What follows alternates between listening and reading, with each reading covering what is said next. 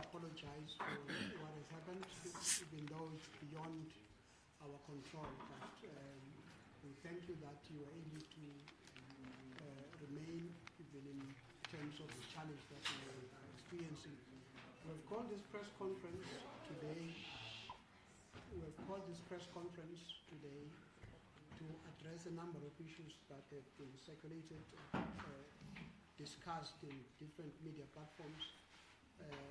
Some of those issues were referred to, well, they were about the commission, others were about the Section 22 committee. So, but for now, I'm going to ask the Deputy Chair, Mr.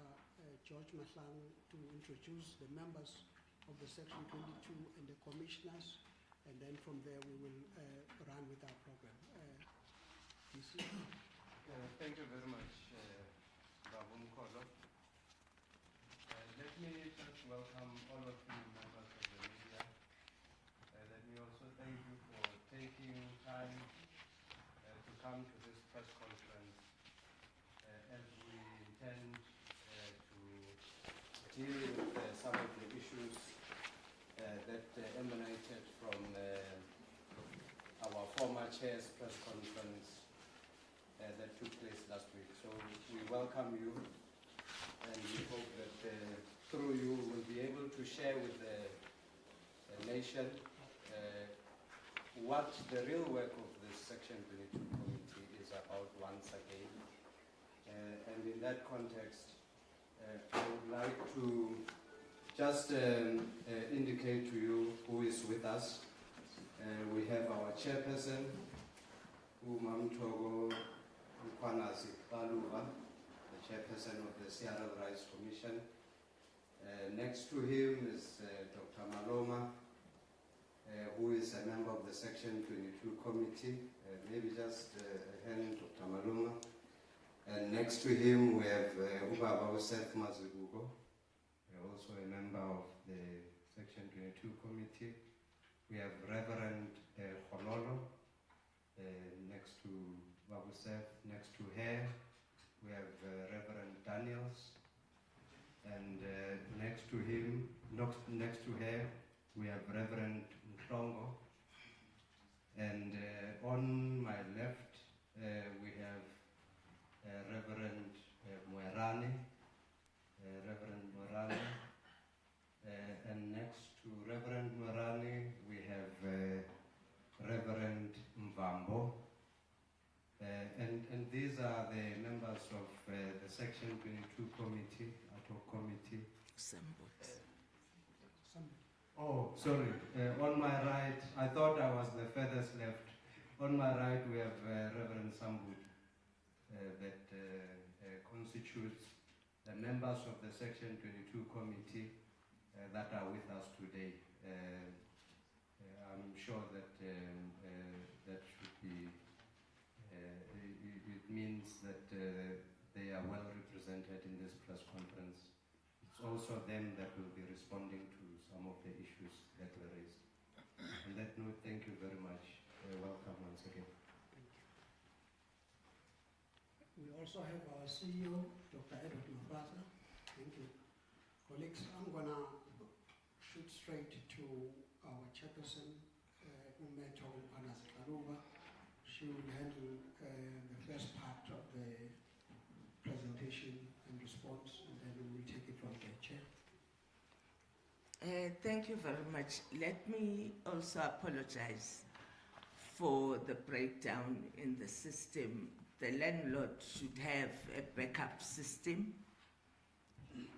He doesn't seem to have it for now, for whatever reason, but be that as it may, this is the day we said we'll respond to a week-long sustained attacks. Actually, this started some time ago. Let me first start by saying we're a Chapter 9 institution. We're established through the Chapter 9 of the Constitution, and of course the CRL Rights Act. Our mandate is very clear. We're supposed to promote and protect the rights of cultural, religious, and linguistic communities. We were established to deal with communities and not necessarily, for instance, churches. Other people are there to defend churches. We are there to defend the religious communities. So today I'll zoom in on the issue of religious communities, and in particular Christians, because that's where we are for today. But we'll be inviting you further for other religious activities and other cultural issues, for instance, on initiation, etc., and other linguistic issues. We lawfully established Section 22 Committee because we do not have proper electricity. We must say we're going to put up all the evidence on our Facebook page, because we're saying we, as a Chapter 9 institution, cannot deal with rumors and allegations, etc. We have an obligation to deal with hardcore facts. We will start with a rather difficult situation. I don't know, Mbiake, if they've got these documents. Okay, we received a document that was sent allegedly to the media, journalists, giving them questions to ask me in particular. Maybe let me start by saying we suspect no one. We don't know whether this was deliberately done in order for us to start looking around the room and saying, who got this list of questions? Who's gonna ask us about this list of questions? Most of you were still young, but these are STRATCOM tendencies where we're made to not trust one another. But I'm here to say we trust all of you.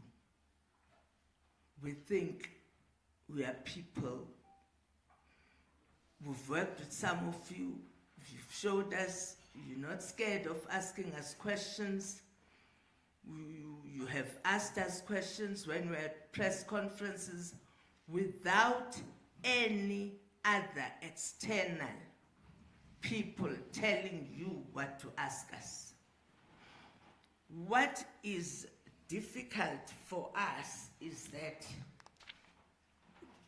what freedom of religion South Africa has done in terms of sending these questions to whomsoever, even compiling the questions with follow-up questions, has proven that the agenda is very clear. They want to disrupt anything that we do. They want to make sure that they frustrate the work of a Chapter 9 institution. And I think the media should ask them what was their role in Professor Ulu's press conference. Who facilitated it? Who paid for it? When we want to give facts on what are the real facts behind his resignation, which he didn't touch on, he stated untruths. Our worry is that, you know, as a Chapter 9 institution, we are there to protect the whole of the Constitution.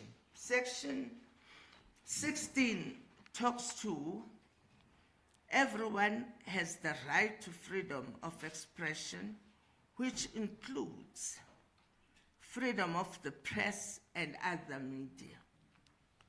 We stand by those rights. We have always been available to the media to ask us any questions. Once someone says to the media, ask her this question. If she says this, ask her this. She is likely to do this. If she does that, do this. This was supposed to be the first document that you get as journalists. Mpiake, I hope you've got this thing in front of them, because it's very revealing. It actually says that FOSA doesn't trust you that you know how to do your job. They need to tell you what to ask, how to ask, what follow-up questions will be there. We're going to put up their email on our Facebook page. So I'd like to encourage people to go there and judge for themselves how far these people are willing to go. They will stop at nothing. What is our problem? Why are they having a problem with us? We have said consistently, we stand with the victims. People who are being violated by religious leaders. This has nothing to do with the Bible, the doctrine, everything. We have consistently said so to the media. Some of you have been with us for years, from as early as in my first term, 2014 to 2019. The struggle has always been, going to church should not be a dodgy situation. Your rights, as in the Bill of Rights, should be protected. Your right to life, your right to human dignity, those are non-negotiable. And if you go into a church and your human dignity is violated, there's a problem. FOSA and their friends have always said there are enough laws. There are issues of ethics here. There are issues of people being in situations where they don't even realize that they're being lied to. They're being told that God said, I must sleep with you. That's not a criminal act, but it's an ethical act, a moral act. And that's why when we established this committee, we said the moral regeneration movement should be part of this process, which is here represented by Ubabu Mvambo, Nobabu Ntombela. So we're dealing with issues of ethics, we're dealing with issues of doing the right thing. FOSA has crossed the line totally by not trusting you here in this room, by treating you like children, to say you don't know how to do this thing, let us show you how to do it. Ask this and then follow up with that and then follow up with that. That's a violation of freedom of the press. People were arrested, people were murdered. A lot happened to get to these rights. They were not just rights from heaven. People paid dearly, and those rights are being shredded to pieces by an NGO consisting of less than 10 people, who can then violate and do whatever and say whatever. We have taken the responsibility to report this to SANEF, to Press Council, and to the Press Ombudsman, because we feel it is a serious violation. We've submitted our complaint about that particular document. We'll definitely put it up when we have. I thought we would start with that so that we clear the air. But so that I can also say, you've done nothing wrong. Even if they emailed you the document or whatever, the problem is not with you. The problem is with them for saying they will do anything and everything to get her out. That is me. They've marched to the union buildings, Kaluva must go. They've marched to Parliament, Kaluva must go. They are obsessed. Go to the Facebook of church defenders, South African church defenders. They have a poster of me there that I was hoping to flight here, where I'm alleged to have said, take out your underwear and wave it to the angels, and the angels will wave back at you. Fortunately, I remember that we dealt with this thing when one Pastor Mboro said that and everyone was waving, and there's even a video we're going to show you. We'll put it up on our Facebook, because these people will stop at nothing. They'll crop videos and say, I said, anyone who says God speaks to them is mad. Take it out of context when I said Omodoso and his kind, who were saying, actually I said that in court. If you look at the video, I'm in court during the Omodoso case, after evidence had been led that he used to tell his victims that God said to me, you must sleep with me. That's not the God I pray to. That's not the God I know. That's a fake God. And if he's hearing those things, he needs help. I still stand by that. So let's come back to how much this damage means in terms of ethical conduct. Because this is a matter of ethics as well. We need to start saying, how far should people go in opposing? My question is, how many NGOs, how many whatever, are telling people what questions to ask? That is unconstitutional because it goes against Section 16 of the Constitution. So I'll hand over to my brother here from the Moral Regeneration Movement to talk a bit about what does this mean in terms of ethics. Babu said. The honor was called Braamfontein. Maziboko, let me correct that. Yes. Colleagues, I thought I should invite this house that as we are busy as a Christian church fighting each other and all that, something very terrible is happening in our country. 12 children died on the road.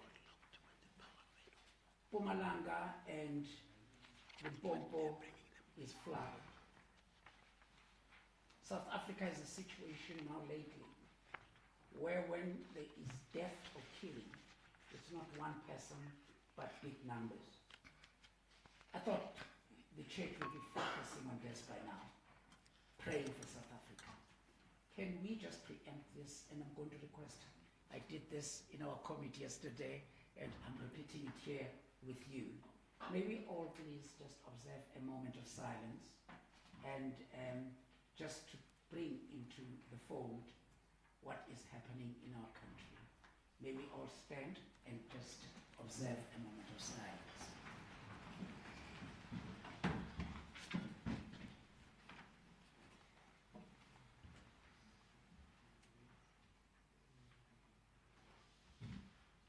God bless South Africa. Amen. Amen.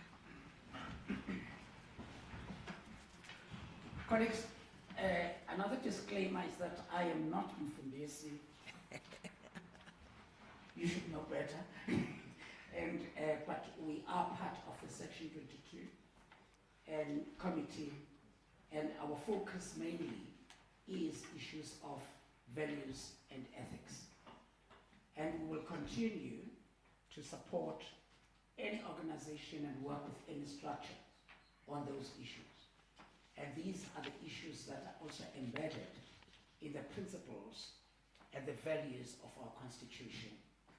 Our Constitution in this country doesn't only sit on constitutional principles, it also sits on the values that goes with the Constitution. Let that be noted. Let us note further that this is the 30th anniversary of the very Constitution that we are wrangling about. And this is also the 50th anniversary of June 16, 1976. One of the struggles that brought about the values the Constitution we are protecting and we are promoting. This is also the 70th year of the Women's March, and whilst a woman is being attacked, even women are being attacked, you can even take it to GBV and F. Now, colleagues,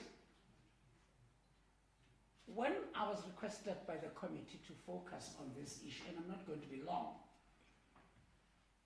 I felt there was a total insult and undermine of your profession. The ethics and behavior of the ethical and behavior of your profession. By the way, it is well pronounced in what you also call a self-regulatory policy. Your SANEF, when the Christian faith says they don't want that, you are actually under that code of ethics. And it is that code of ethics that some of the principles speak of seeking the truth and report it.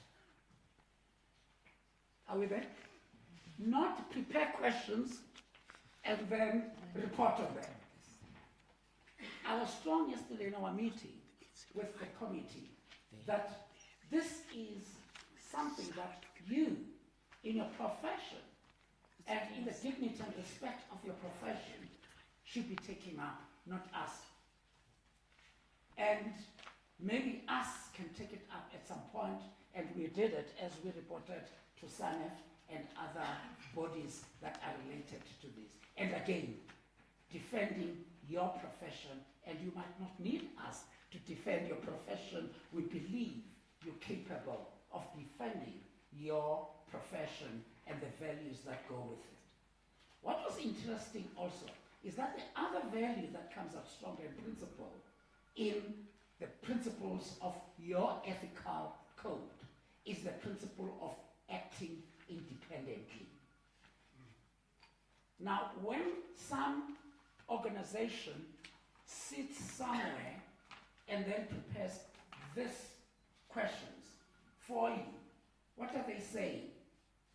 You don't have the skill, you don't have the ways and means of gathering information so that then you can ask her and ask the Section 22 committee. Is this the pattern that we are up to when we are going to have to be running away from ethical issues? And when these ethical issues surfaces, then you use another way that is unethical to challenge. I know, I don't want to be, there's one of our members who was said to be racist, and I don't want to be quoted as racist, but it hurts. I'm sitting here in this boardroom. Please look around. Please look around. I see black people.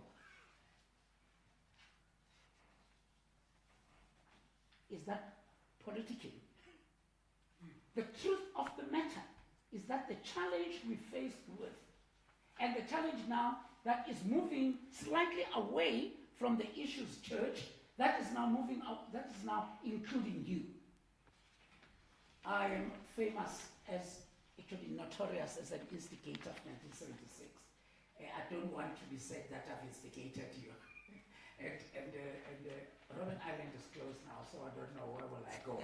But colleagues, one of the things that then comes up as an ethical issue here is that any person who gets this particular questions that are prepared for you, then the community that you're serving, the people that you're serving, questions your integrity and your professionalism. Is that fair? Is that fair to your profession? You know, I was saying to Opa Ngwenya, in the days of apartheid, people fought against being manipulated in the space of media. That is why there was a formation of a union called UBJ, Union of Black Journalists. Jubi Mayet and others served in that body. That was the resistance when people are starting to want to manipulate press to pursue their policies. Later on it was Muasa. And I am pleading with this meeting, and I'm pleading with this press conference, that now let not your profession be made to be unethical. Your principles also, and the principles that are associated with your ethics, is strong on this, that now you are serving the people of South Africa. You are not serving a person or a particular organization. As this Section 22 committee, myself acting on their behalf on this issue, ethics and values, we can only be able to take up this issue with the structures that are supporting and monitoring you. But it's not you who actually has done this, but a particular structure that is using you to fight its wars. I'm appealing to you that please don't allow yourselves in that space. Don't get into that space. And actually, this is a total abuse of not only the Constitution, but also the ethics in your practice and profession. I would have gone further, but Chair, I want to say, as this happens, it said to me, again I refer to Opa. Opa is one of the journalists that write a lot about the history of this country. I can tell you, wherever Percy Kaboza is, wherever Willie Bukala is, wherever Jubi Mayat is, wherever Sophie Dima is, he should be shaking when they read this. I'm not trying to take you to an emotional state, but I'm just trying to say, please note that we are aware of this, and we are not blaming it on you, but we are also saying we will fight that we make sure that your ethical part and also your constitutional rights are protected. Chair, may I pause? Okay. Thanks a lot, Bab Masibuko. At least I won't say reverend. Okay, thanks a lot. What we're going to do is to give you a chronology of what happened when, with documentary proof. We were going to beam it up, now we can't do that, but we assure you that by the time you leave, even if it means we go across the road to go and print out, you will have all the documentary proof. The reality we're faced with is that as a Chapter 9 institution, we need to rely on legalities and documentation and proof beyond reasonable doubt more than an individual who calls a press conference and can recite anything back to front. I'll start on 6 February 2025.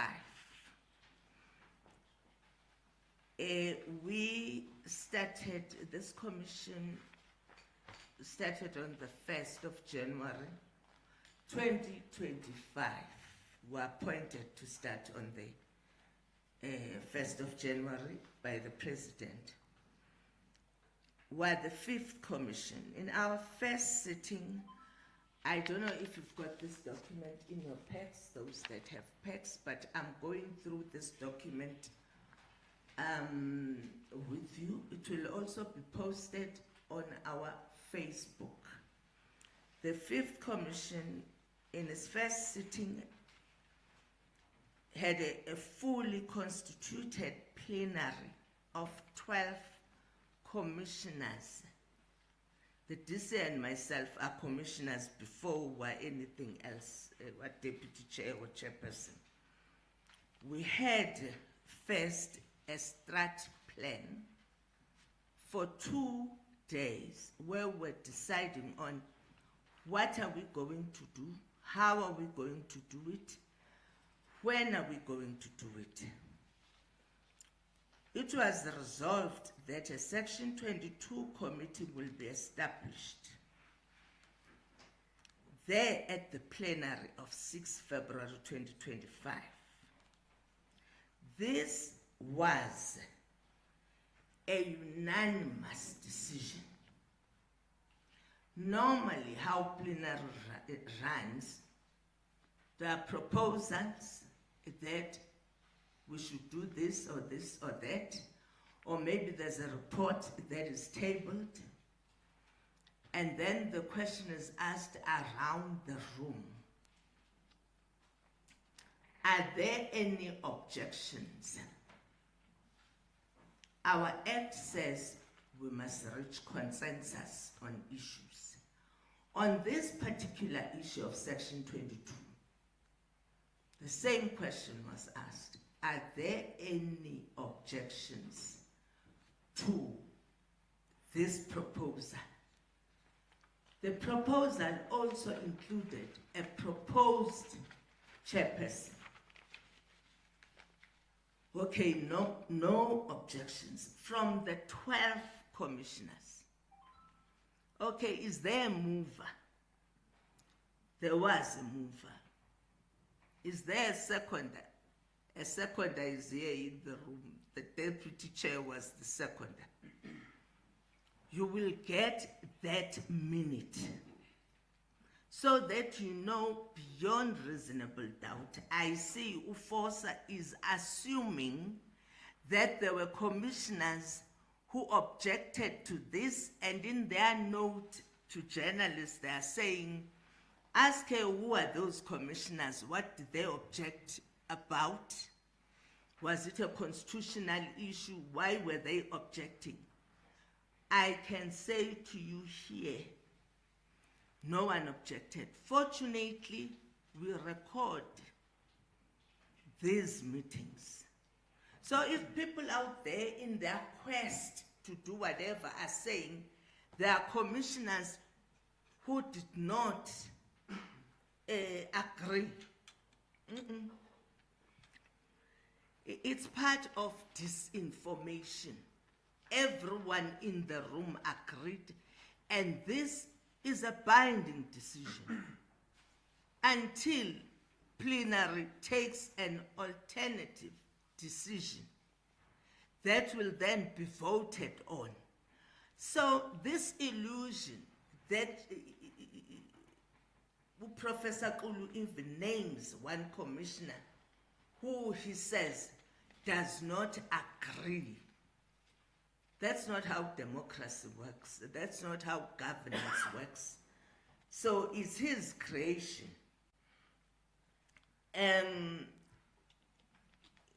The matter was discussed and agreed upon. The only thing that was left was to implement the issue.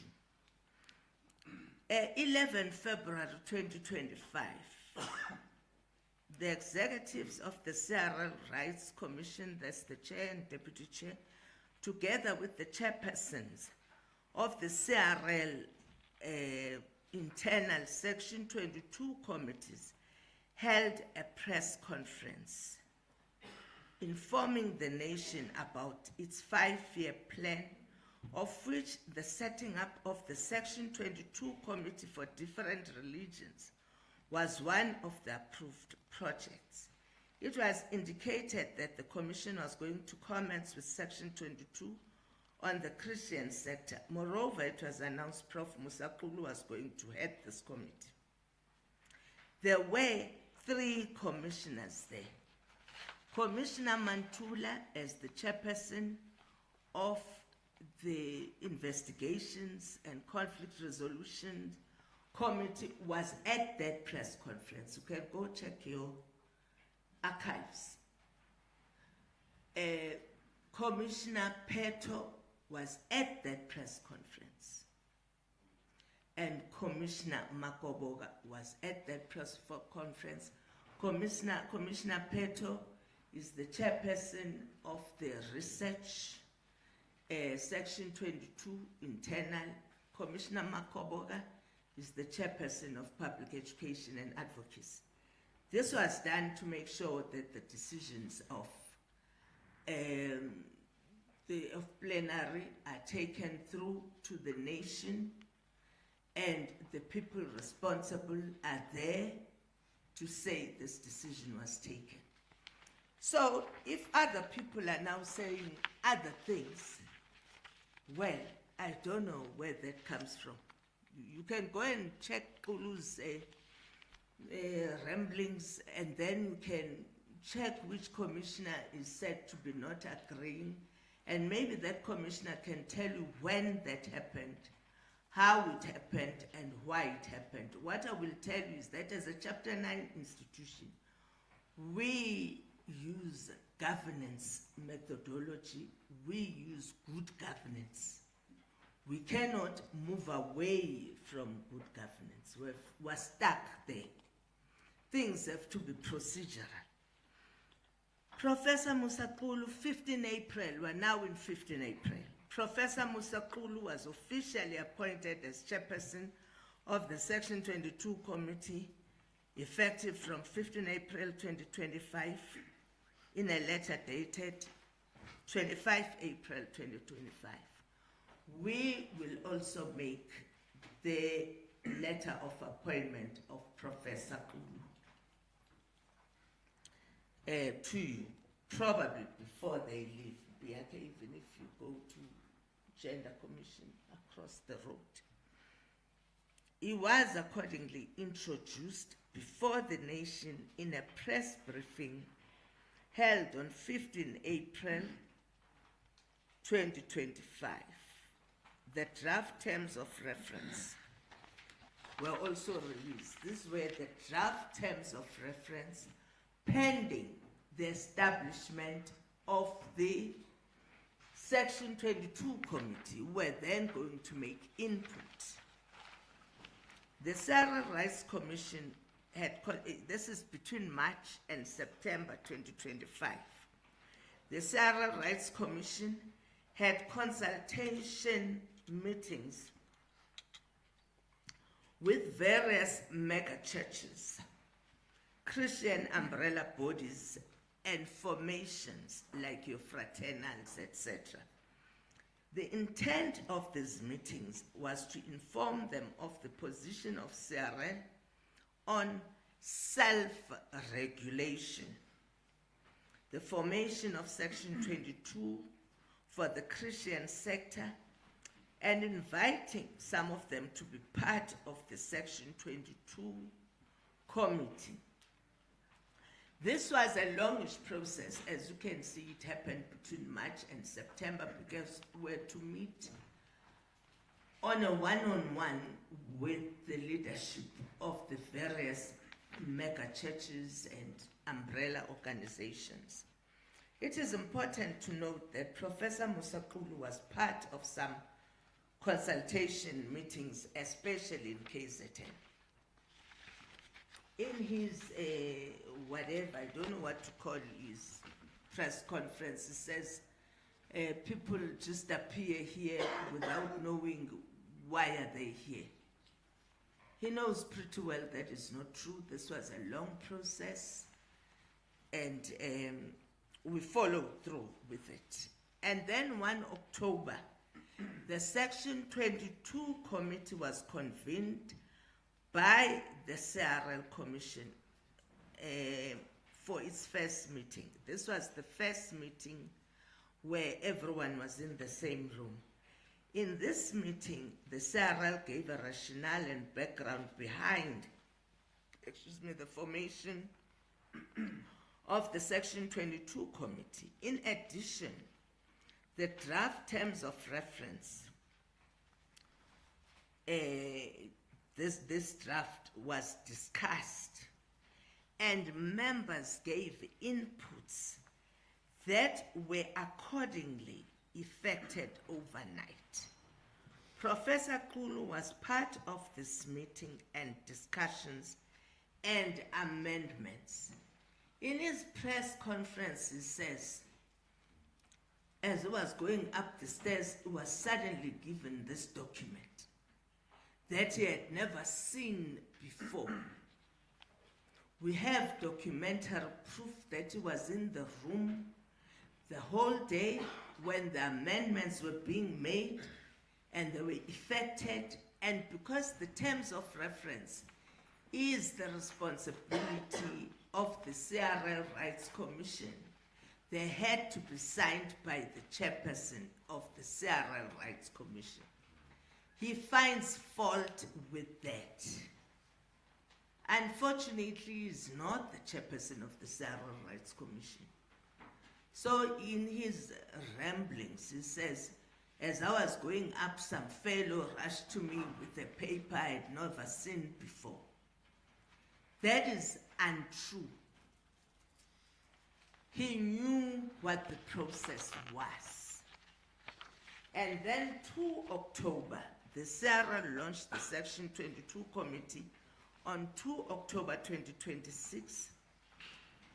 It was a closed media launch.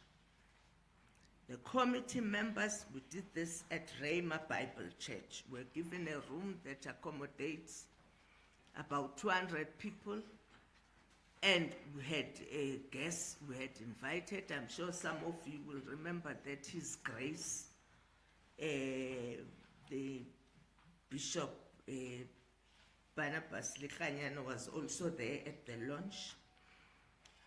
In a closed media launch, the committee members were introduced before the nation. As part of his speech, Professor Kulu also read out the terms of reference of the committee as worked on and agreed to by all Section 22 committee members.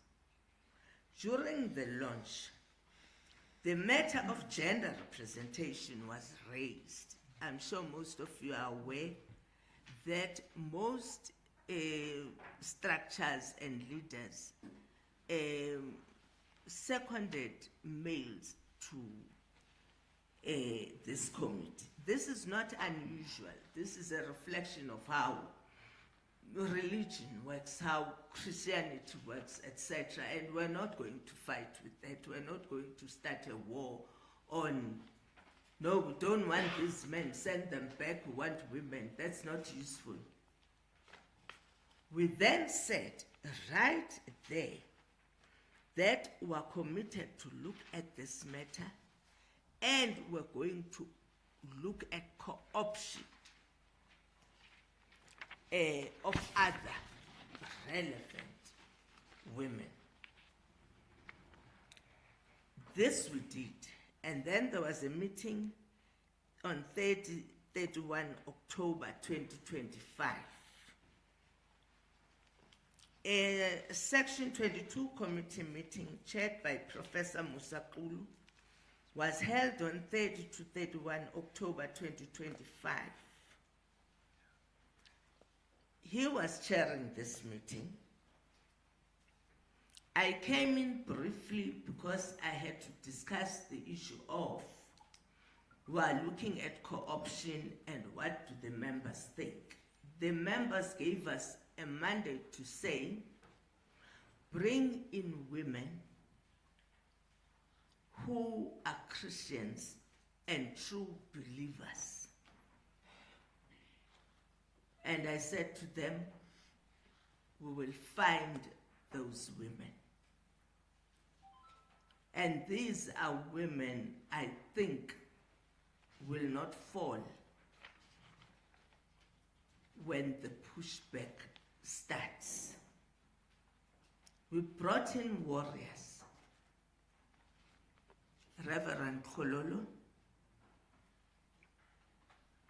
Apostle Nosipho from my hometown in Cape Town. Unfortunately, Dr. Jones had another commitment, and also Dr. Jones, a prayer warrior, whom I've been praying with for many years now, even during COVID, when churches were closed, we used to meet, even at the union buildings, social distancing.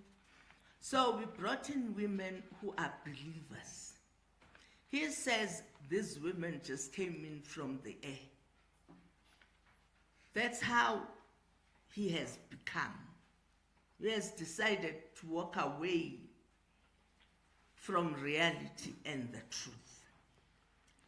And this meeting of 30 and 31, when he says to you he has never chaired any meeting, well, I wasn't there, so I'm going to ask Dr. Maloma, who was present in all those meetings, so that I don't rely on rumor mongering and hearsay. And he can tell you what happened after I had left in like less than 30 minutes. Over to you, Doctor. Thank you very much, Chair, and it is now still good morning to colleagues.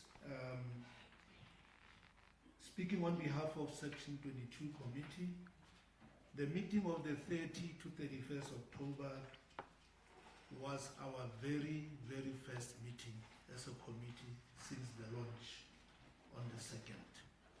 So we met to map a way forward in terms of how we're going to operate. It's the very first meeting where our chair, Professor Pulu, chaired for 2 full days on those days. And I must say from the script that unfortunately the meeting did not focus on even trying to find out who the individuals are and what are their qualifications and what are their experiences, what is the leadership background and so on. But then Prof, I think he thought that was not necessary. I'm saying this upfront because sometimes this is what causes breakups in meetings, when you don't recognize people for what they are. Sometimes some of our colleagues, they wear traditional wear and you may think they have not gone to school. And sometimes some of us who are charismatics, if you say you're a doctor, it is assumed that you got an honorary doctorate from an unknown university. So people don't ask. So nonetheless, we met and we were individually given tasks, all of us, to try and begin to draft a framework discussion document. And Reverend Merani was assigned to look at the preamble, which was very important in order to strengthen the terms of reference. I was given the task to look at the problem statement. This we are given at 4 o'clock on the 30th, so that we don't sleep, we work on these documents. Reverend Khanyani was given the task to work on the guidelines for the framework.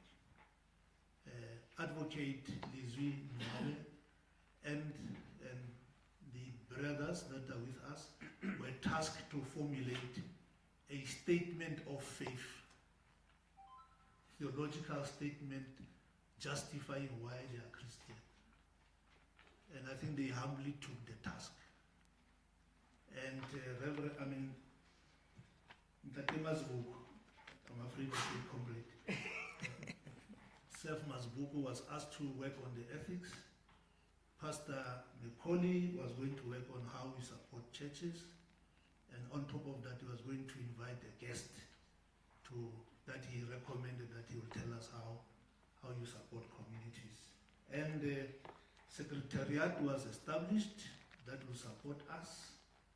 And the following day, we came back, we made representations.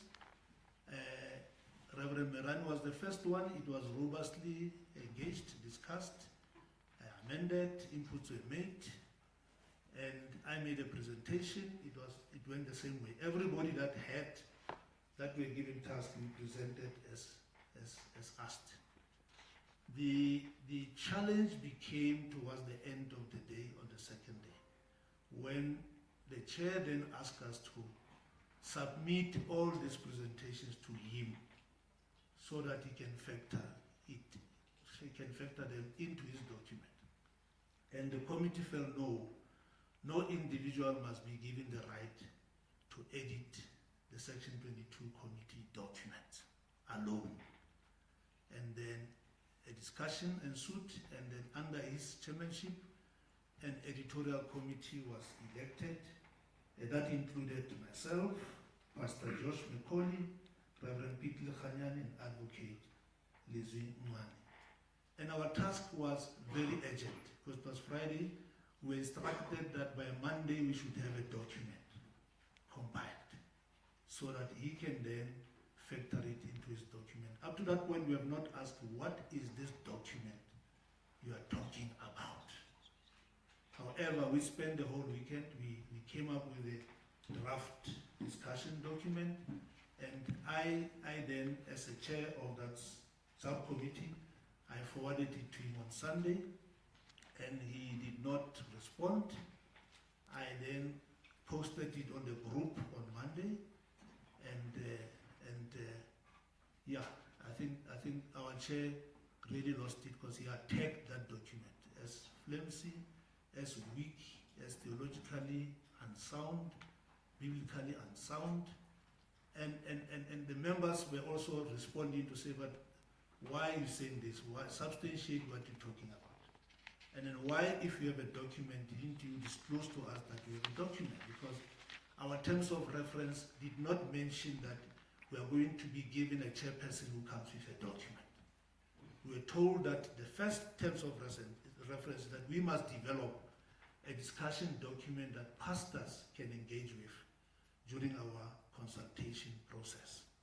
We were not aware of any document. So it became chaotic, became very chaotic. The WhatsApp messages are there. If those who are interested in records, we can make it available. But ultimately, I had to, together with others, we had to approach the chair of CRL to say, the committee is collapsing. The chair is not with us. He's got his document. We have our document. He feels our document is stupid. It won't stay the test of time. Even if you have advocates in that committee, it doesn't matter. So we reported to the chair. We did not go behind him and in secret. Reported to her, and I went back to the committee, WhatsApp, to say, Prof, I've reported you to the chair, because you are collapsing the committee. And the reasons why we reported to you is that we are strongly for this document. You seem to have your own document. You have not disclosed it to us. So now we need the chair to come and intervene. And I think, Chair, that the next pages you can briefly then go through. I think that has to do with you. Follow me. Okay. And that was 31st of October. And then I received complaints from some members of the Section 22 Committee on Prof. Ulu's conduct. The complaints were on his leadership style of dictatorship, undermining and disregarding inputs from members, and disrespectful rants on the committee's WhatsApp group.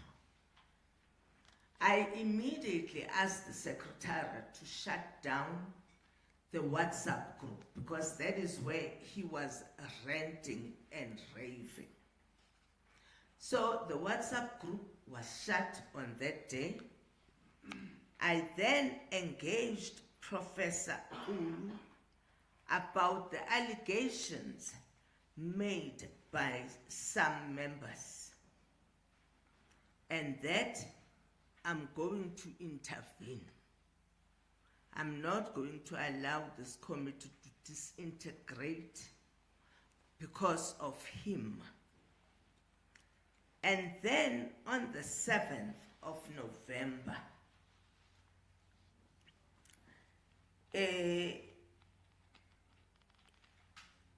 I then wrote to all the members to say, I've been made aware of the challenges and that we are going to have an urgent meeting to find out what is happening. So that message was sent through, and then Professor Kulu will make his letter available to you because we want you to see the sequence of events. His letter is dated 9th November. He's writing to me after I clearly said, I'll just read a few highlights for you because I'm trying to check with you, not trying, I'm checking with you as to when the breakdown totally happened. He says, "Greetings, Honorable Madam Chair. I greet you in the holy name of Jesus Christ, our Lord and Savior. Let me start by commending you for the good work you are doing at the CRL Rights Commission as its chair. Secondly, let me commend you for appointing me as the chairperson of the CRL Rights Commission Section 22 Committee for the Christian sector, which appointment was done through a letter dated 25 April 2025. This has been and continues to be highly appreciated by me and my small circle of academics, clergy, professionals, and intellectuals. The Lord bless you and keep you. 9 November, I'm this good person. I've already told him people are complaining about you, but he comes back to say, oh, thank you very much, you are kind. Further down, you're going to get this letter, definitely. My view, based on current and previous research, is that whatever is put out there as a draft consultation document must be based on a sound scriptural church history, a theological, ecclesiastical, and ecumenical foundation without it being denominational. He says self-regulation and codes of conduct in the Christian sector is as old as the church itself. So, as late as 9 November, is all for self-regulation. He's all for a code of conduct. And then he says, there has been 1 or 2 instances when we do in academia, I ask 1 or 2 theologians to check for me whether what I've written makes sense.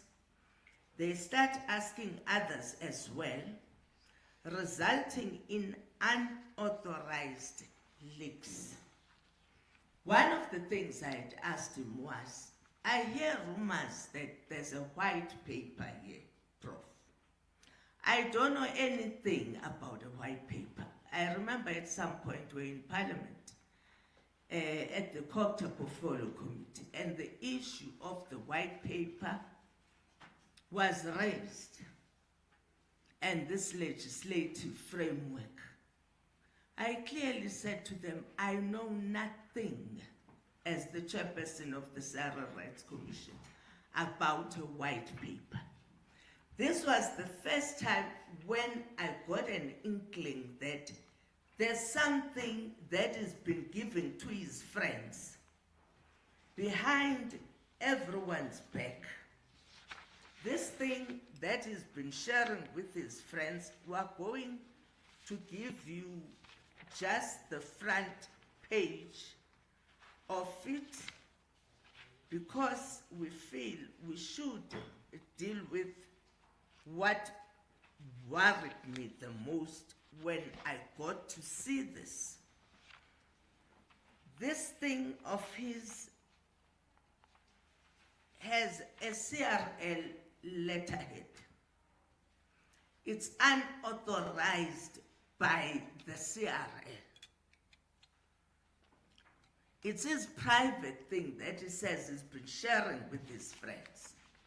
But he has stolen, I'll say it again, when you illegally use a logo of any company, let alone a Chapter 9 institution, and you pretend as if this document belongs to that particular Chapter 9 institution, it then made sense to me why everyone else is saying there's a white paper. We've received court papers here from the South African Church Defenders, from those that call themselves the Muslim Lawyers Association of South Africa, talking to this white paper. Probably because they saw a logo and they think the CRL already has a plan. His paper says, draft framework for the draft legislation for preventing harmful spiritual transgressions by establishing a religious peer review council in South Africa. The CRL has no mandate to draft legislation.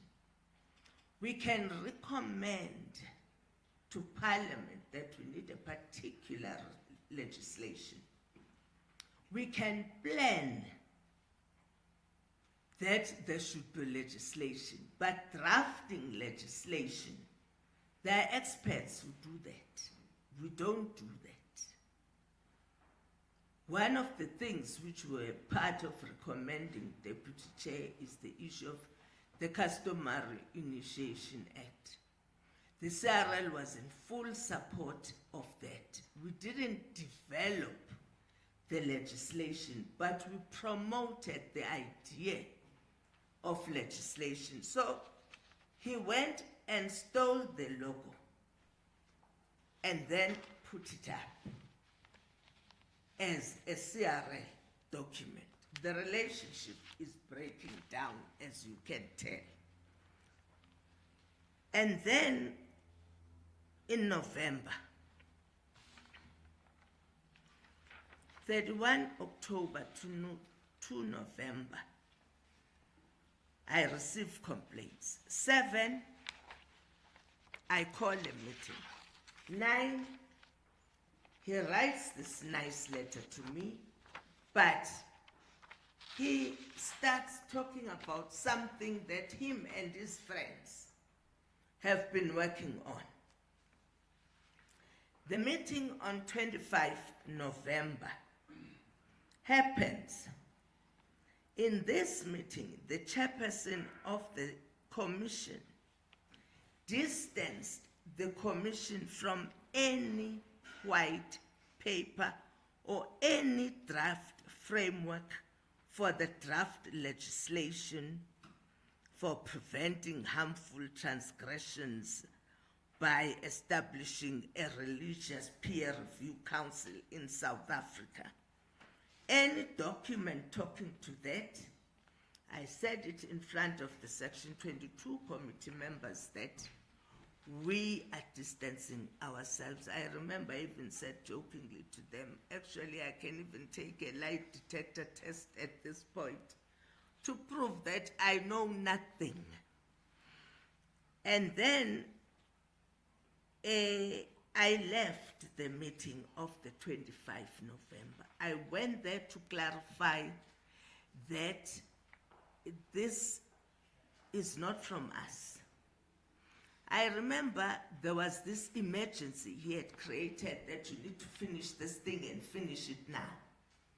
I clearly said there are no deadlines in your document.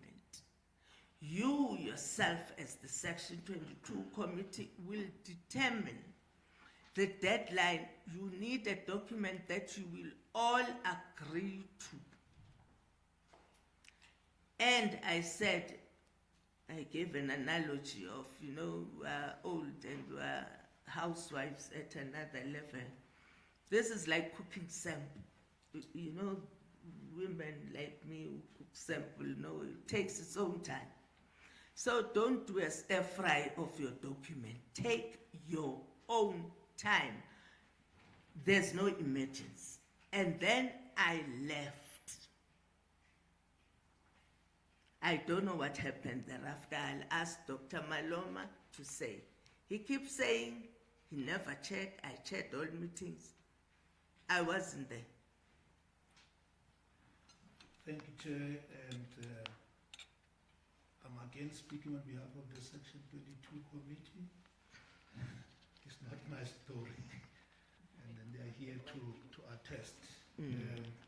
Yes, the Chair left after clarifying issues, and then we left with Professor Pulu now chairing the second meeting of the committee.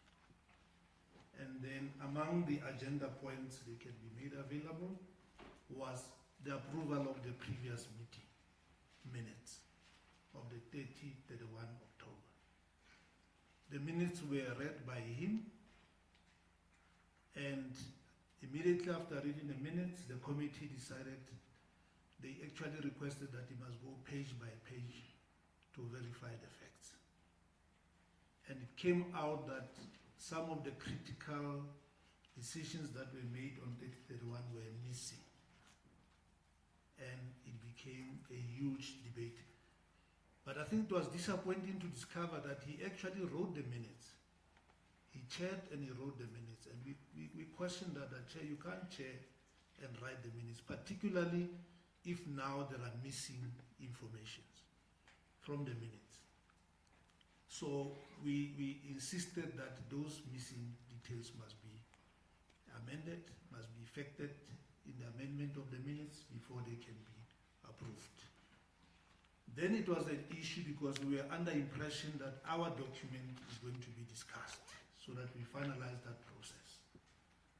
He then chose, instead of putting on the wall our document, he put his document there for the very first time.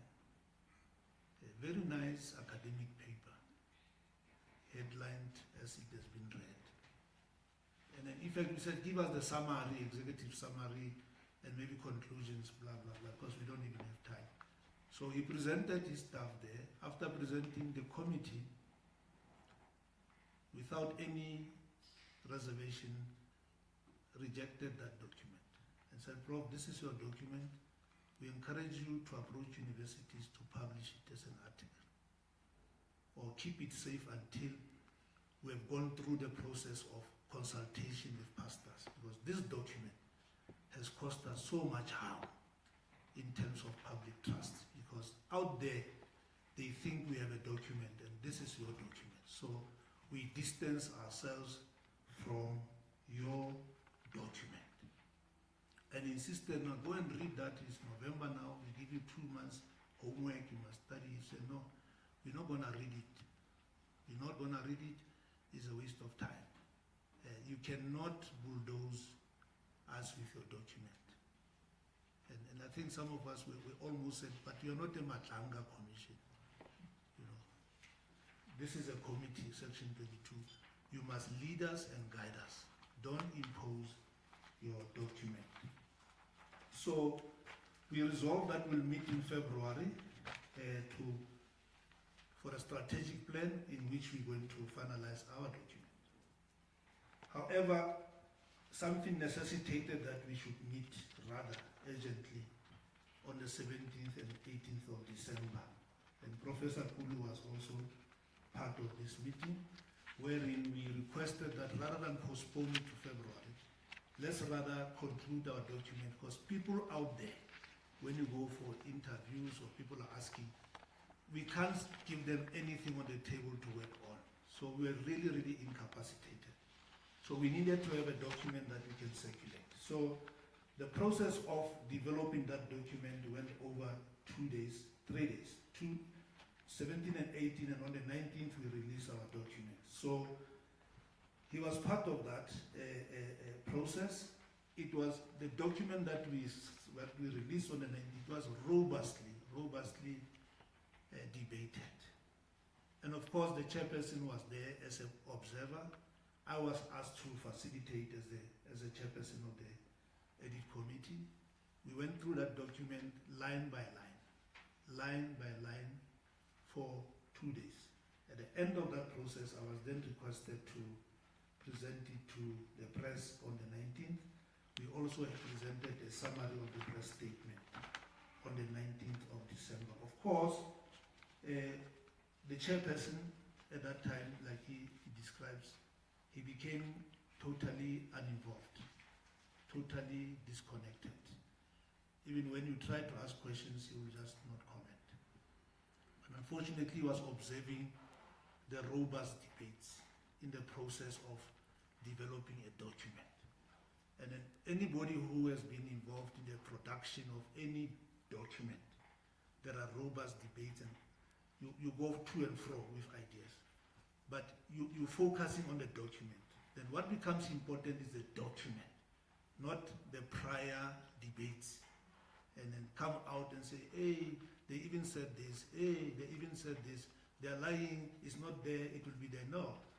That was a process of producing a document.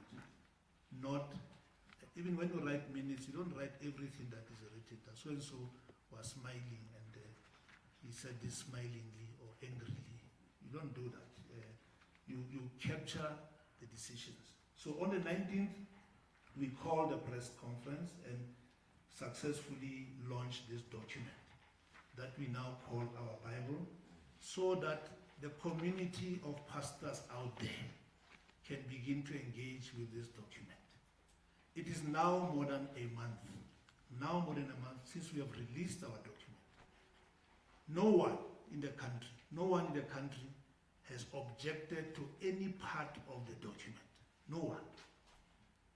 All they're objecting on, like now they might object that you are sitting next to Kaluva, but they don't talk about the facts on the table. No one has complained about document, and now there seems to be an attempt to prevent the process of engaging with the pastors, because Allah said, let us do our work, let's consult on the document, see what you like, what you don't like. This document is not Section 22 document. It's a guideline for discussion and consultation. Pastors are open to make inputs, to change, to improve, to debate, so that when we come to them in February, they can have a particular position. So we ended the December really on a high note, and then I noted some of the responses from FOSA. For the first time, it was very positive. No, these guys, no, it's a nice thing, we'll respond in January, but no one up to now has objected to our guideline. And then, Chair, 15 January, you take over. But before I take you there, 17 to 18 December, because there had been problems before, where he had tried to insert his document, I then gave a guarantee to some committee members who were agitated, thinking They are going to be bullied. This is going to happen. I said to them, I promise you, I will sit in that meeting to ensure that the meeting is productive in terms of writing of the document. The costs involved. We're not going to have a fruitless and wasteful expenditure meeting because it's disruptive. So instead, he sat here next to me for 2 days. I'm not exaggerating. He said absolutely nothing. As Dr. Maloma said, 2 hard days of heavy debates, heavy arguments, heavy convincing line by line of that document until they were satisfied. He kept quiet. At some point in one of the interviews, I heard him saying, I was told to say nothing. Oh, really now? Who told you? When did they tell you to say nothing? That is totally untrue. He could have participated. It's Dr. Maloma who was handling the document because he was part of the editorial team and the committee had asked that he leads the room through the document. The breakdown is happening. He realizes that the document he's been working on with his friends. This is an academic. Academics are not like us, you know, they become sensitive about their documents. So he is angry. I must say there's another Professor Sawa who was quoted in Kulu's document, Prof. Kulu's document, who then wrote a long letter which we are giving you, complaining about artificial intelligence that Kulu had used. He wrote a long thing addressing Kulu about what is wrong with this document. It didn't worry us or me because that document was not in existence anyway. It had nothing to do with us. If he is being told that is AI, it's his problem. We discovered this morning by the way, there was a video where Professor Sawa is being interviewed. This video was being shared amongst everyone, and I think even the CRL commissioners were given the video, and also I think the committee got the video, and a whole range of other people. We were going to fly the video today. Interestingly enough, the video is no longer available. It was there, really criticizing Professor Kulu. He is one of us now, let's be nice to him. But unfortunately, the paperwork is still there. We are going to give you proof beyond reasonable doubt that his peers thought his document was basically not what the paper it was written on. And he was forcing that document down the throat of the Section 22 committee members. We're now in December, we're all thinking, peace. At least the document is out there. Other members are saying they'll use this time to be consulting with their big churches, big organizations, moving from place to place now that there's a document. He's got his own reasons why we had to do this document that are far-fetched and not the reality. The document was needed because you can't have a committee that does not say to the nation, this is what we think, this is where we're going to, this is what needs to happen. And then December comes and it goes. We are now 13 January 2026. The CRL Rights Commission received a copy of a media alert where the media and the nation were being invited to a press conference to be addressed by Prof. Kulu. He's saying he's addressing as the chairperson of the CRL Rights Section 22 Committee Chair.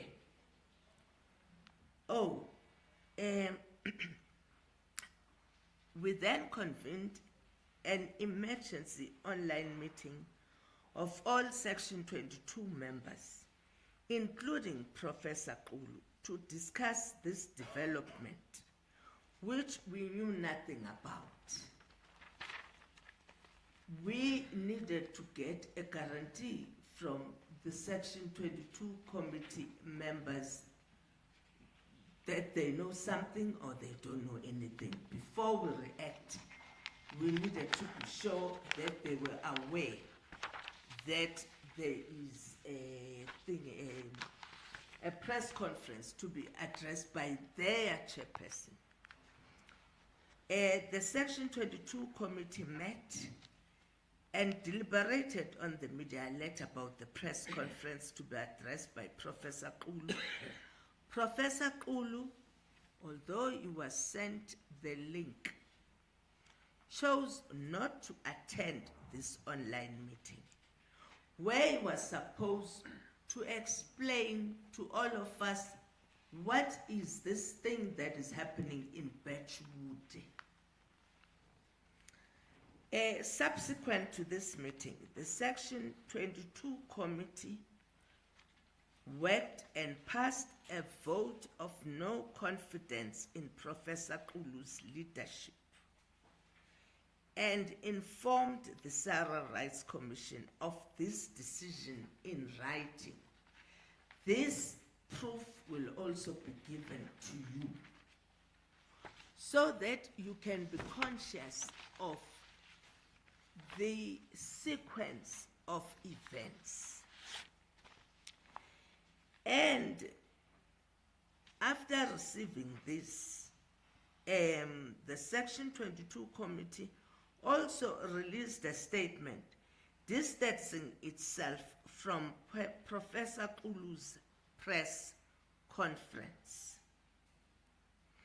After hearing that they know nothing about this Section 22 committee members, and he is saying he's going there as the CRL Section 22 committee chairperson, I then wrote to him. The letter will be made available to you. A letter informing him to not, instructing him to not attend that press conference without the CRL Rights Commission approval and the approval of the Section 22 committee. So he gets this letter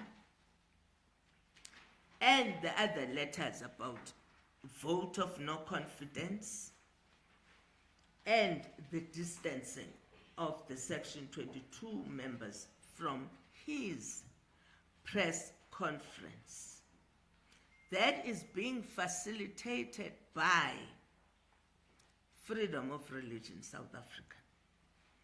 Then on the morning, a few hours before the press conference starts, he sends his letter of resignation to me on the morning of the 15th of January. Because the sequence of events is very important.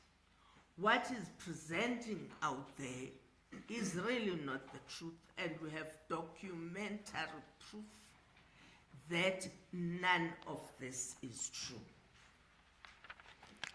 And then we had his press conference, etc., etc. I'll deal with the maybe just one thing, because I feel it's personal. In his press conference, he says, even more disturbing was the chair's personal fixation on Mr. Swain. I was told directly by the CRL chair that she had laid criminal charges against him for crimen injuria, that pressure was being exerted on SABC via the Director of Public Prosecutions, Advocate Batohi, to ensure his arrest before Christmas, and that she hoped he would be imprisoned, facing 5 years in jail. Before I went to the Hillbrow police station to lay criminal charges, crimen injuria charges against Michael Swain, we had a press conference here that some of you attended. I explained precisely what he had done. The thing that I did not say was how I got to know, because I'm not in religious WhatsApp groups and whatever. Firstly, to say I have a fixation on Michael Swain is a huge insult. I'm an old married woman.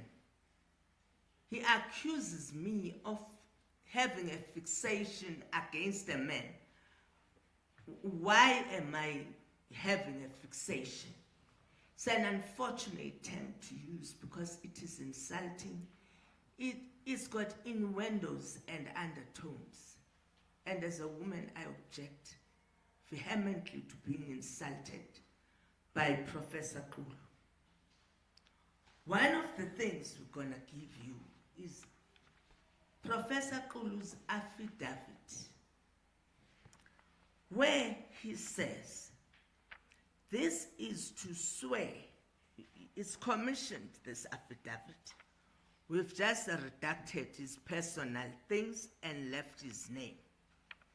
This affidavit is to swear that on the 10th of June 2025, while browsing social media platforms, I came across a document in the Forza Facebook page.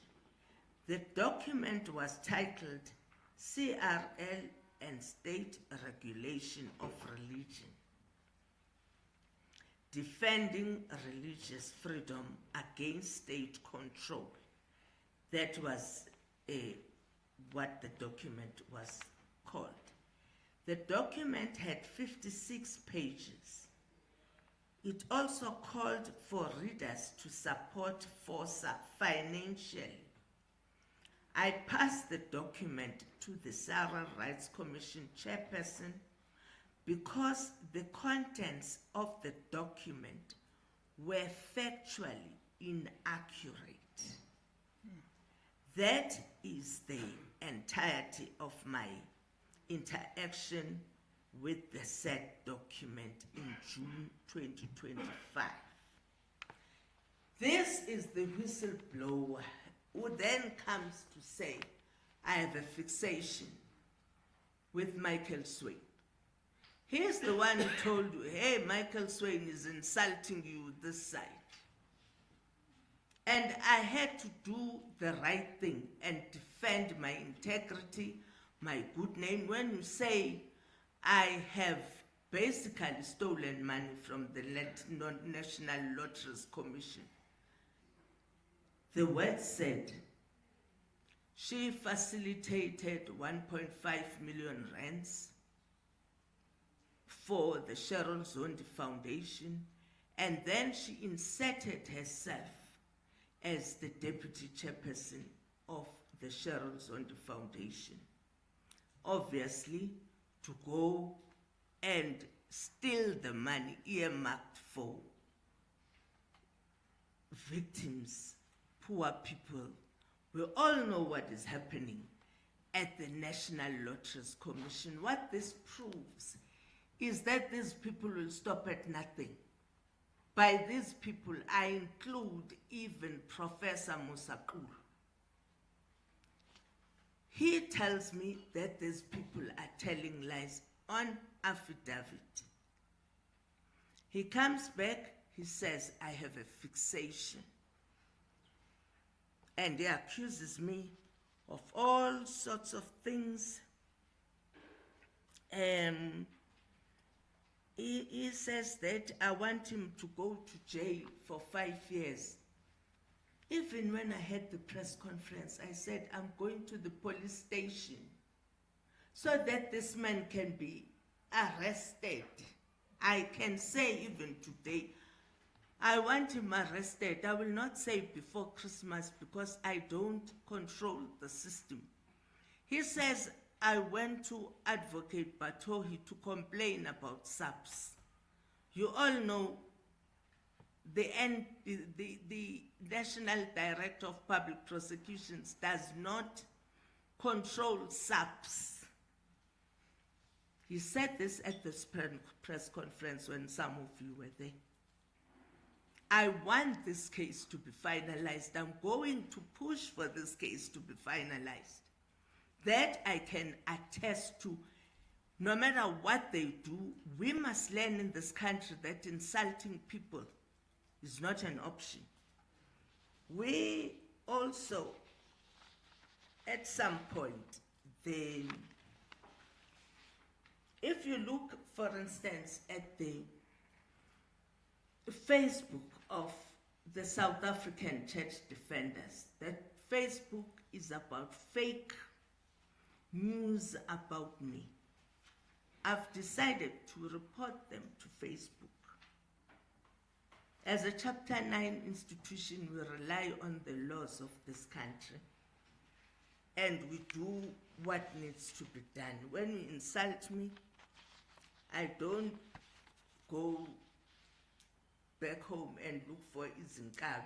I go to the police station down the road so that you are processed through the system. That's not fixation.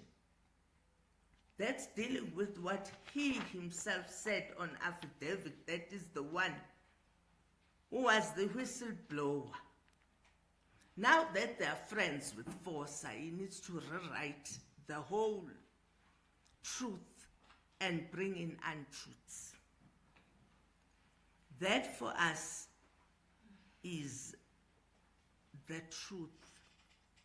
You can tell when this breakdown happened. It happened in December because his document, his white paper, failed dismally. He is saying the Section 22 is working on regulations. He is the one who was working on those regulations. So he now disowns his paper and gives it to the Section 22 committee. So Biake should tell us when the documents will be ready, because we don't have the luxury of just talking. We have the responsibility to back it all up with written documents. I will hand over to the doctor again. Yeah. Maybe before that, Chair, just to indicate to colleagues that most of you do have the documents in the file, but those that don't have the documents that they can refer to will be sent through by email as soon as we are concluding the process. And we are about to conclude.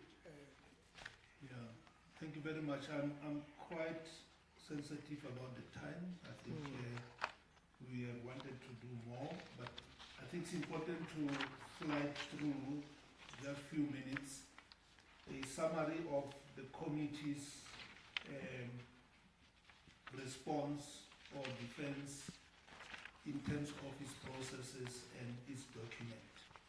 And we want to refer the country back to the document we released in December. That remains our document. and we are looking forward to implementing it from February. But just to summarize and debunk some of the untruths that are out there in the public. And these untruths or criticisms comes from various stakeholders, and then we want to, comprehensively but briefly debunk them. And this document we're going to circulate widely as well. Untruth number one is that the framework imposes state control or creates a state versus church conflict. And what the draft framework says in section 1, in the preamble, it explicitly acknowledges and rejects the narrative. We start off by saying, notwithstanding that any form of regulating the Christian sector, including self-regulation, is used as a scarecrow to instill fear and hype up negativity towards the Section 22 committee. Section 7.1 of our document is unequivocal. This draft self-regulatory framework is not about state control of religion. It is a proactive, voluntary initiative by the Christian community. And the guiding principle 1 is autonomy with responsibility, defined as respect for doctrinal independence, balanced with voluntary ethical self-guidance. And truth number, the verdict on that one, we are saying this is blatantly untrue. The framework proactively detects and dismisses this particular scare tactic. The draft framework is constitutionally based and voluntarily, and we really want to challenge anyone on that. The second untruth is that the mandate is to impose compulsory legislative framework. What the framework says is the document is consistently titled Self-Regulatory Framework. 2.3 of the document covers creating a framework for establishing a Christian-led practice council for voluntary registration. The implementation mechanism that we are proposing in Section 6 is the Independent Christian Practice Council for Ethics and Accountability, not a government legislature. The entire Section 6 details a sector-owned implementation mechanism. The verdict there is that this is a misrepresentation. The legislative framework in the mandate refers to the enabling structure for a sector-led self-regulatory system as detailed in the draft. The outcome is a voluntary code and council, not a state-imposed. And then maybe I'll jump some of the others and then go to some that I think are very critical. The committee seeks to undermine theological diversity or specific doctrines. This is not true.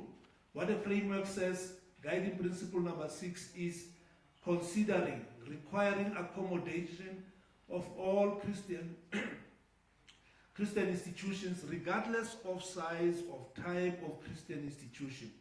That is, for example, traditional versus contemporary. Nobody is being discriminated.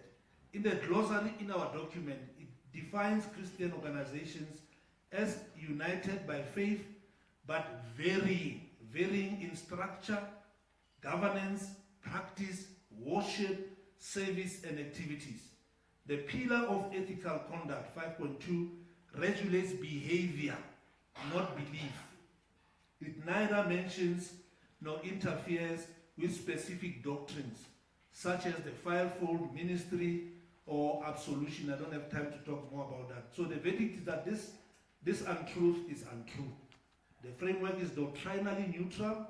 Its purpose is ethical and governance standards, respecting all theological traditions within the Christian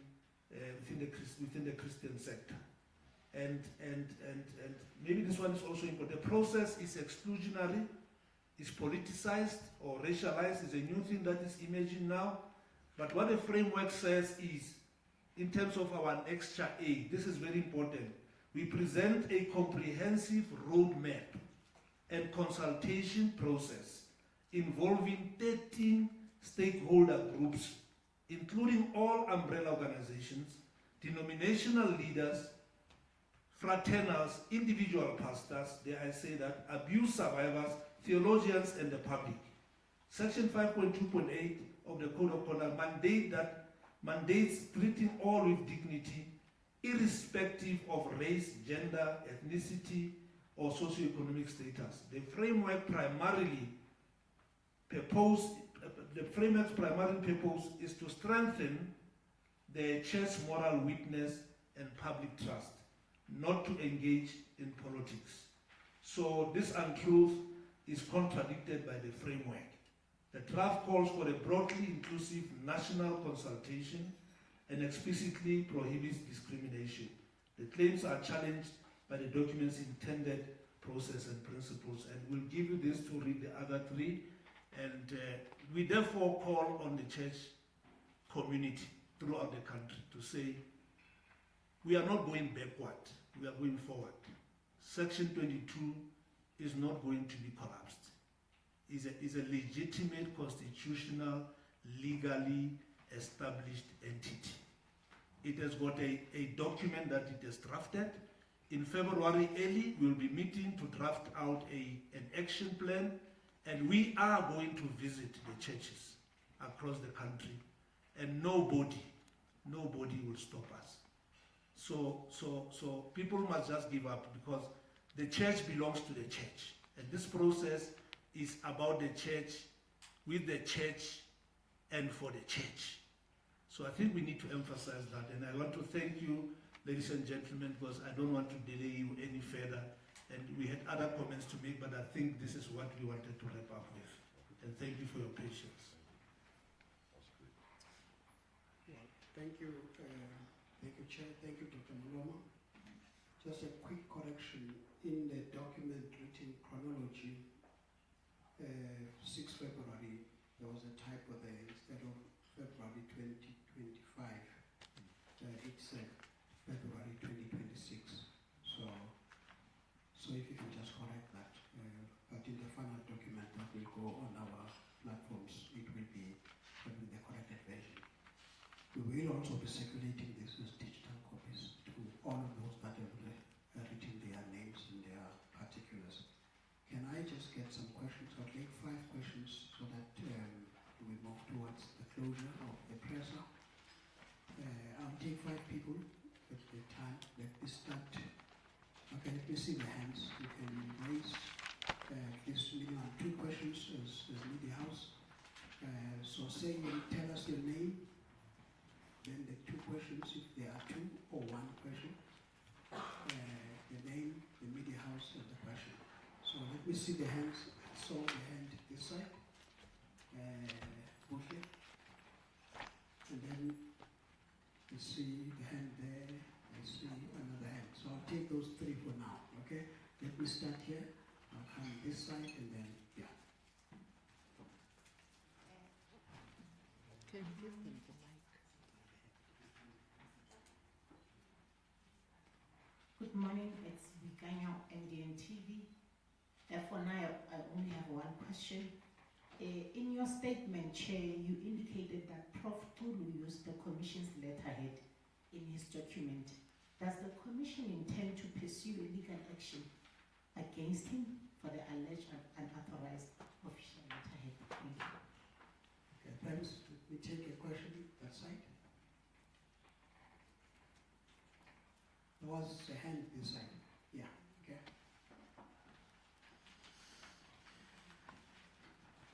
That's okay.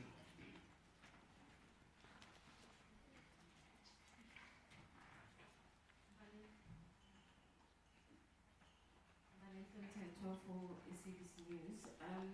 In the document, it's just to add to my colleague's question, in the document that Prof. Gulu presented and prepared for you, what was the difference between the 2 documents? Is the biggest point of contention the desire for self-regulation in the religious industry?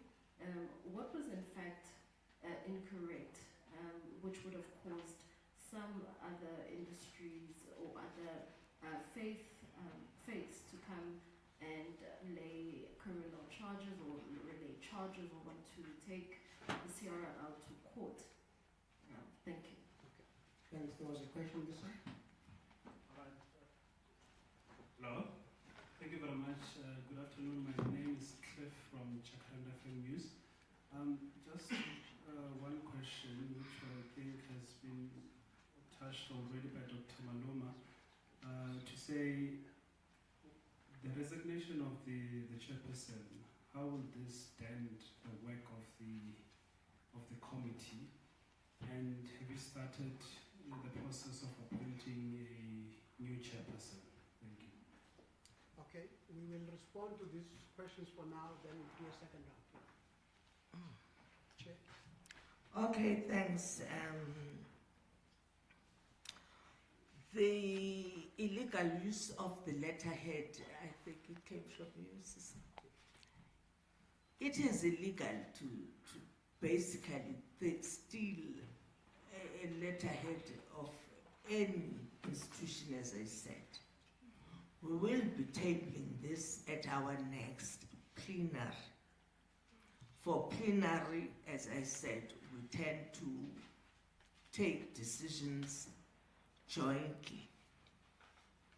For plenary to then look at what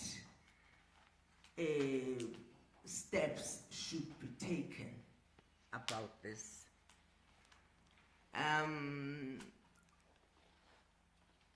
We'll then, once decided, we'll come back to you if plenary, which should sit before end of March. What decision has been taken, we'll issue a statement to say this is the final decision. We are going to charge him or we're not going to charge him. Maybe the lawyers will write a letter to him telling him to desist or something like that. What is the bone of contention in the Section 22 document, I take it? Since the other document has nothing to do with us, it's Kulu's document. He talks about draft legislation, he talks about white paper. We, as Dr. Maloma has said, have not received any objections to the document released on the 19th of December. The court papers are objecting to a white paper that talks about a regulation. Even if you look at Forza's Facebook and you listen to the videos he posts there, and you look at the church defenders, they are talking about regulation of religion. We are not doing that. We have said repeatedly, we want this matter to be settled once and for all in court, because then they need to bring irrefutable proof that the CRL at any given stage has produced a white paper and that the CRL wants to regulate religion, and that the Section 22 committee members from these big organizations and big churches are colluding with the CRL to regulate religion. They'll have to produce the proof when they get to court. We've never said religion must be regulated. We've always said the Christians themselves must solve their problems. And we still stand by that. That like lawyers, like everybody else, they solve their own problems. Even judges, when they have problems, they solve their own problems with their members. So, Sisi, we don't know what their bone of contention exactly is. We can check with our lawyers if we're allowed maybe to release the court papers. If we're allowed in a week or so, because it's quite thick documents, will then release them, because there seems to be this thing that keeps them going to court that we don't know about. But maybe the public can then make up their minds of compare the Section 22 document that was released on the 19th and what they are taking to court actually. What is there any relationship between the two? I would say there isn't any relationship. And then the issue of the appointment of the chairperson. The committee has not set after the resignation of Professor Kubu. There was a resolution in one of the meetings of the Section 22 committee that they would like to nominate a name after their own process, which they will then give to the CRL, because the CRL Act says the commission must appoint a chairperson. So it's the CRL that will appoint after a process has happened. The next meeting is sometime in February. We will announce the chairperson after that February meeting, which we decided on because the Baptist Nazareth Church, popularly known as Ushembe, they're still up the mountain, never been shown. Yeah, but they're still up the mountain, and so we'll wait for them to finish that process, and then we will go into that next meeting. Can I? Yeah. Yeah. Can I just add on the response to Mbalenhle from SABC regarding the differences between the two documents? I think as though the chair has said it, the main difference is the process, first of all. The Section 22 committee's terms of reference was to develop its own guideline. And then ours is a guideline for discussion, it's not a policy. The other document proposes a policy. And then you can also know now, it's public knowledge, that even that document is being rejected by academics as, I think, directly talking plagiarism and so on, using the AI and so on. So the problem that now, I think, it sits with FOSA and SA Church Defenders. Now that they have earned a friend in Professor Kulu, what are they going to do about the case that they opened against him around the same document? So that is the problem that they need to address the nation on. But the difference is, with us, is not a policy document, it's a discussion document. It's not perfect.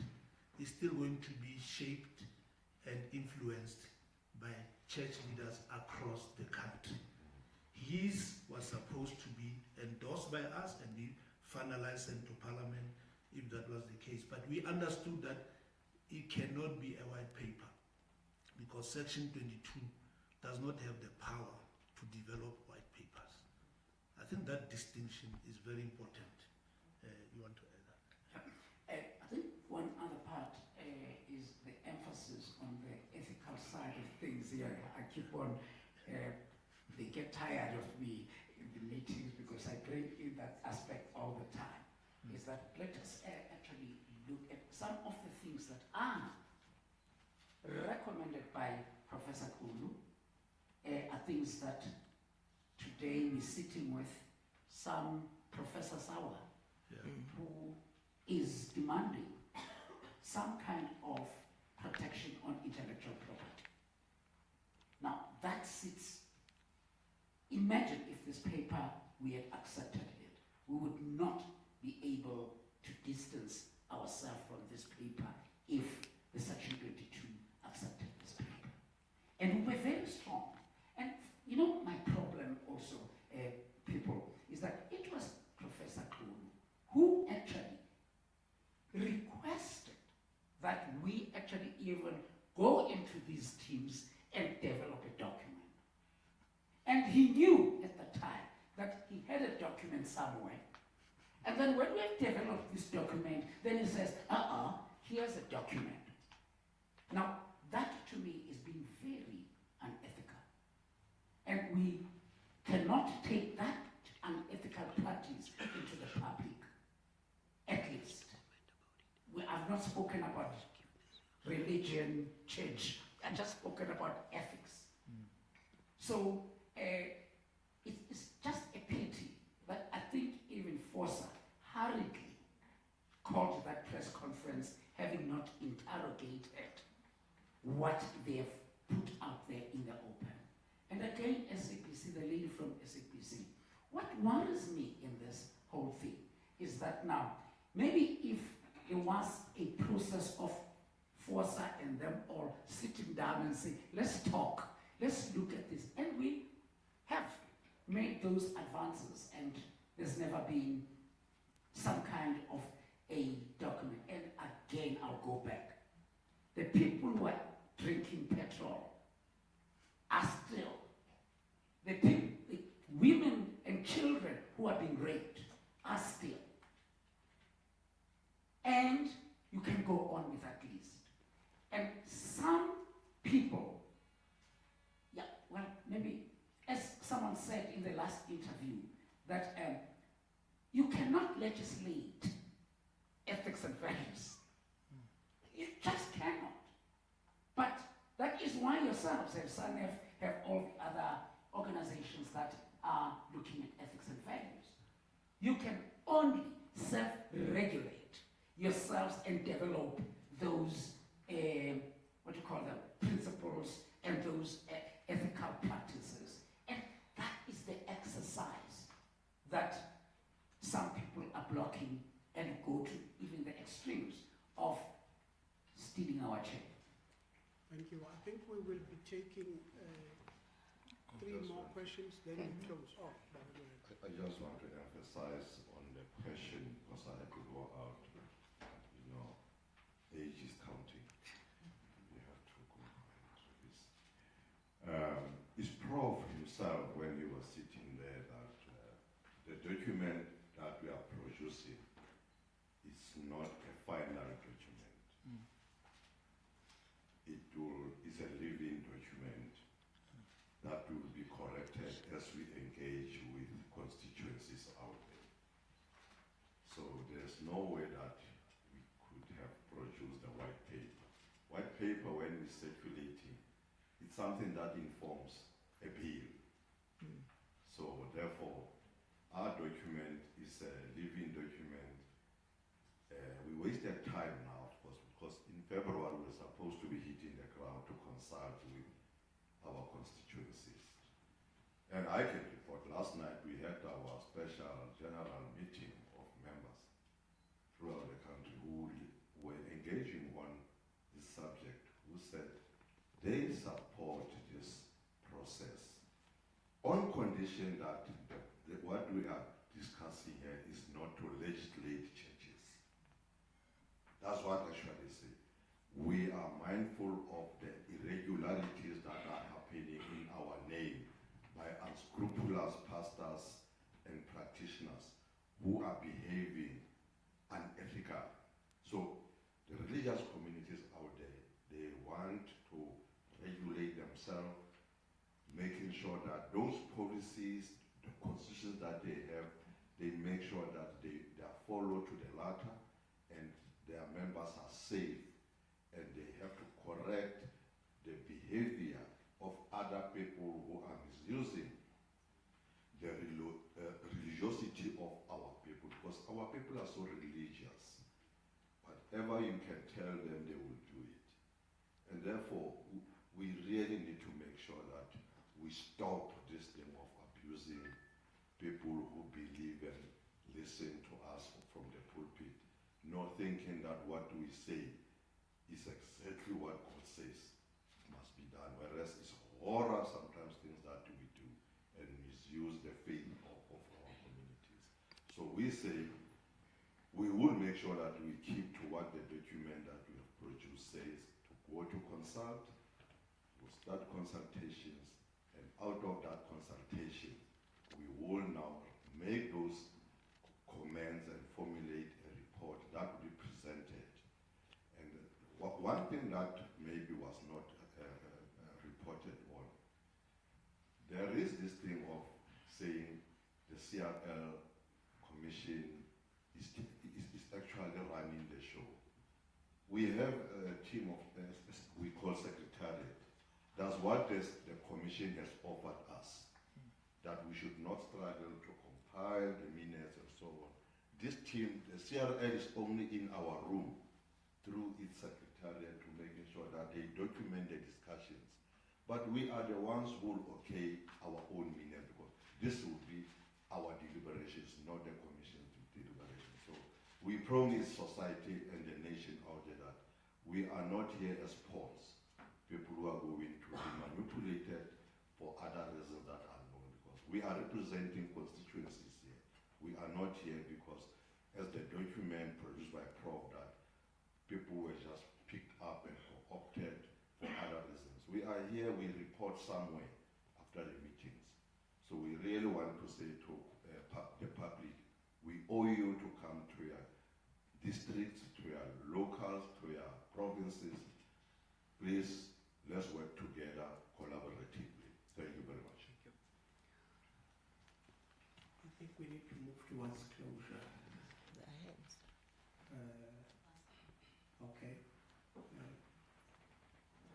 Okay, can we start here and then go back here?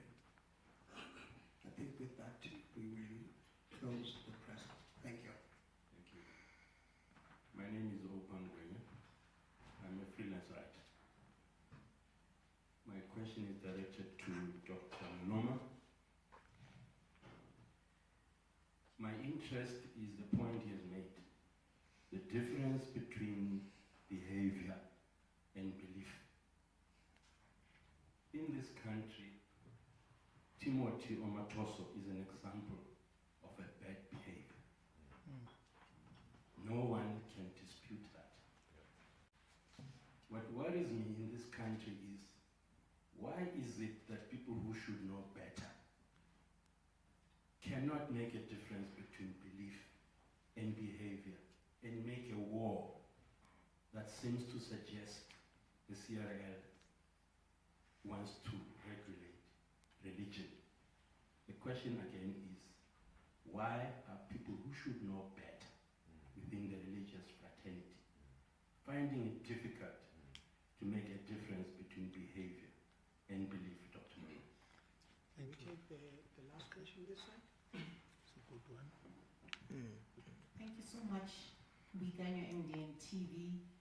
My question is in connection with the criteria used to select the Christian representative, and how will the CRL respond to allegation that major Christian groupings, particularly the Pentecostal and the Christian churches, were marginalized and excluded? Thank you so much. Okay. Chair, over to you, and Dr. Malone. Okay. Okay, let me, why don't I start? Yeah, you start. Yeah, with Datengoya's question, very good. I think Datengoya, this really disturbs me and baffles me. It baffles me, and one big weakness we have, and I'm talking here as a Christian, Pentecostal charismatic, by the way, reformed by training. Now, what baffles me is that people, I'm talking about leaders now. Our leaders don't read. That's one, they don't read. We allow somebody to dictate the narratives for us. And I've realized that no matter how much you explain it, they don't want to understand or differentiate between belief and behavior, because the constitution of the country would not allow anyone in this country to regulate belief, doctrine, your practice. Whether you are Episcopal or Presbyterian or congregational, fivefold, unfold, bishop, we can't regulate that. But this is where I think the problem is for me. The problem for me is that, and now that something has been exposed today, the problem for me is that FOSA, for example, and we have engaged FOSA outside this as TISA somewhere. Our problem with FOSA is to say, you seem to be having a concept of religion that seems to be Eurocentric and abstract. You know, a kind of religion that James, the brother of Jesus in chapter 1, says is not the kind of religion God wants. The kind of religion God wants is a religion that responds to the poor and the widow and the orphans in distress. And that seems to be a difficulty to accept. And my difficulty is also, if you have not lived in the township, if you have not lived with the poor, if you don't know what it is to run a church in a squatter camp, it's very difficult to say, because FOSA says that, and I'm not making it up. They can challenge me on this. They say they don't care how these people deal with their problems, because regulation is there. You know, crime can be taken care of. They don't care. So their occupation is on defending, I would say, defending the powerful perpetrators. And then this is really, really hurting. And then those that are funded and motivated and influenced by them, who are in the townships, they don't want to see this. The last thing I want to say, if you want to interpret the motive of people's protest, go and watch the footage. In Cape Town when they marched, go and watch that footage. It's all over, nobody talks about it. The flags that are being waved there, there's no South African flag. There's no South African flag. The flags are blue and white with a star in the middle. And you have to critically engage and say, is this really the agenda here? It's not about religion and freedom. It's about fueling and sowing hatred and anger amongst black pastors, so that their anger and hatred against their government, not even a party, a government, can be utilized somewhere. I'm crossing the lines because I'm really, really deeply hurt. Because no matter what you throw, no matter what you explain, you know, I've got a doctor friend of mine. I mean, I send him the document, read the document, we engage. No, 2 minutes he comes, no, explain this. But I said, you have not read the document. Read the document and let's engage. So that then going, and this is a very critical thing. So I think South Africa needs to wake up. And this thing of saying churches were excluded, the chair will answer. I'm a Pentecostal, I am a charismatic. Pastor Ray, Pastor Joshua is a charismatic. He's in this committee. You know, SACC accommodates charismatics and Pentecostals. Now, there are many independent charismatic churches out there. We acknowledge that. And some of them are mega churches by definition. My thesis in PhD was on mega churches. A definition of a mega church is a church with a minimum of 2,000 attendees on Sunday. So there are many of those individual churches. We are not disregarding them. We are saying, we are coming. Here's a document. We are coming. We're going to talk to you. So no one is excluded. Yes, there's a problem because many mega churches of 2,000 minimum, there are many. Now, if all of them wants to be in the room, there's not going to be representativity. You know? I mean, it is said that SACC has got 20 million followers, but there are only 2 people here.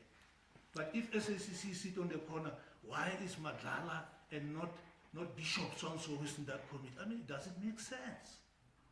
This committee, let me conclude by saying, this Section 22 committee is not a permanent committee, it's an ad hoc. It's going to lead to a Christian Practice Council, which will be informed, its formation will be informed by the process of consultation. Then the very same pastors, if they position themselves and they qualify, They might find themselves in the council. I'm old, I'm not going to be there forever. I mean, I'm here for processing this. So I think people are missing it. The council is what we are proposing. The council is going to be formed by churches. And then it will regulate the churches, for the churches, with the churches. So these narratives that have been banded in the media space are so unfortunate. And I'm glad that today, because of what Forza did, we can now call it out. And one was not prepared to go this route. But this narrative, because after this, they're going to send a clip. He says they're going to put something I've never said in context. He's a racist, is what, but that's not the case. The case is, yes, we have to ask because we are a white organization. We have to ask because, yes, you are coming from UK. That's not the problem. The problem is, why don't you appreciate the fact that we have victims? We have poor people. We have oppressed people. Why don't you appreciate that? And the majority in this country still in that. These patrols, these people losing pension funds, majority of them are blacks. Even as we speak right now, colleagues, I'm sorry to say this, even as we speak right now, money is taken in black bags, whatever it is crossing over boundaries to Malawi. Even as we speak right now. Money is crossing over. Professionals are retiring, they take their money. Pastors that are planted in the community here, and you know, without disclosing, they're still running the business of Bushiri, who is a fugitive. Every month, and money goes. We in the churches who have friends and families, we get these stories. But someone says, no, freedom of religion. Freedom of, freedom of religion is a facade. The blue flags in Parliament says something. Thank you. Chair, your last comment? Okay. Dr. Maloma has covered the issue of Pentecostal and charismatic churches. When we started, before this committee was established, because we had worked very well with Pastor Ray Macaulay, was late by the time we got reappointed. My first meeting, even before the strike plan, I met with Pastor Giet because he's part of the IFCC. What does it stand for? International Fellowship of Federation Charismatic Churches. Of Charismatic Churches. That was my first stop. Because Pastor Ray Macaulay had been guiding us and saying, no, this is not going to take you anywhere. This might work, but to make it work, do it this way. We relied on the charismatic churches to build this group. So saying we excluded charismatic churches, I'm not sure what that means. A few months ago, we had a meeting with the IFCC again, where they had questions and we answered all their questions. The people who are deliberately excluding, you don't talk to them. With the Pentecostals, as you said, I'm sitting next to one. So there's this illusion being created. I've always said, no one knows how many churches are in this country, how many religious leaders are in this country. Some people say 300,000 or whatever. And I've said we went for the super mega churches because we're about covering majority. One of the things suddenly Professor Pulu says is that he's not convinced that the people in the room are more than 40 million. My answer to him is that he must go study mathematics and add the numbers. As far as we know, the SACC is still in the room. Ubaba Mwerane is part of the SACC. They are representatives are still participating. It's only Professor Kulu who knows that they are no longer part of the school. So there are many fantasies that are out there. If you walk away from a group, you would let the group know and the reasons why you are walking away.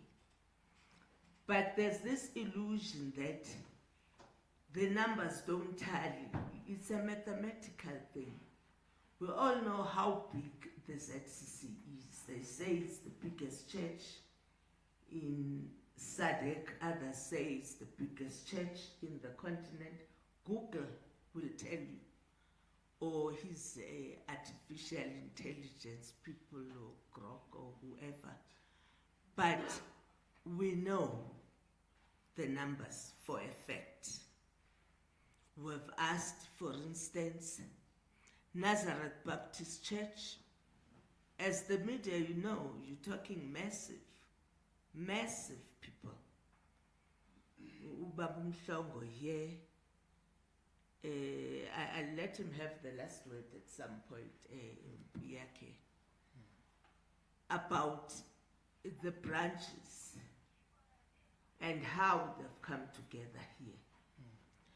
And that is very critical, that this is not just about willy-nilly stuff that we did. Even government finds it hard to bring everyone on board. We've said we're going to work hard to bring all of them on board. I remember as we're going to KZN, Elanda, Gupi, talking to all Amakos, because we wanted inclusivity.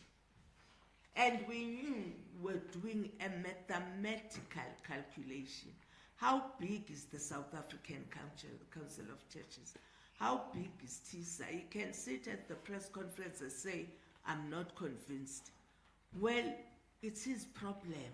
He must do maths and add up. The numbers are huge. I'm always in awe when I walk into the room of the Section 22 committee. And I don't even think politicians can bring in so many people, because you represent the numbers into one room to work on a particular vision and agree on that vision. So no one is excluded. Everyone, as Dr. Maloma has repeatedly said, we should be now talking about where are we going, when. After the February 2 day strat plan, we're going to release a program of where they will be. So everyone, he says, Ukulu, these will be closed meetings. We have said we'll put it in the media. Section 22 will be in Durban, City Hall on this date, this time. So how are you going to exclude people? He says there'll be tear gas and there'll be guns, there'll be whatever. I don't know what he's talking about. When you bring a certain number of people into one room, you have to have security, obviously. Even if it's a party, you must have security once the numbers are big. So, yeah, Shane, he has his version of things. We have our truth. We will also go further, because I would like you to know what we're dealing with. There's this group, WhatsApp group called Indonza. He is the, what is it called, administrator of Indonza. We will share some of the things he's been saying there.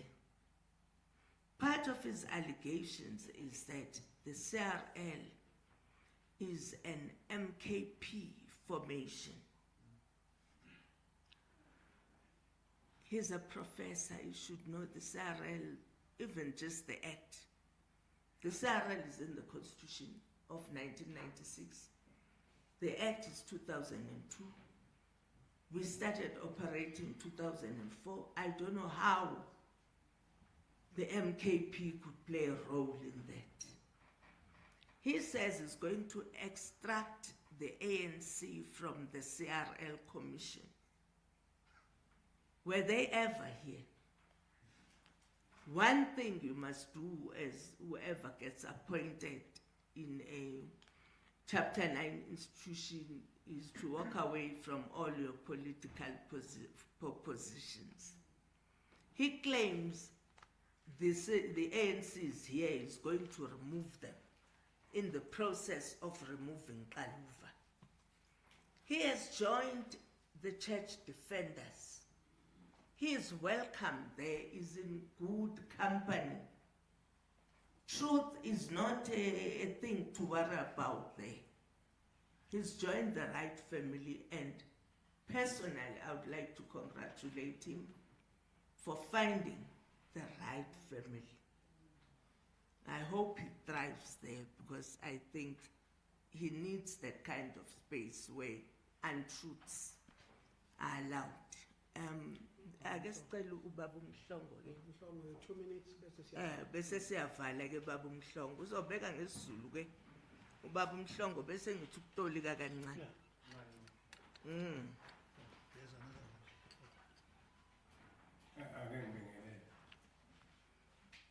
Ngicela ukuthi kuqala ngesikhathi se-TRC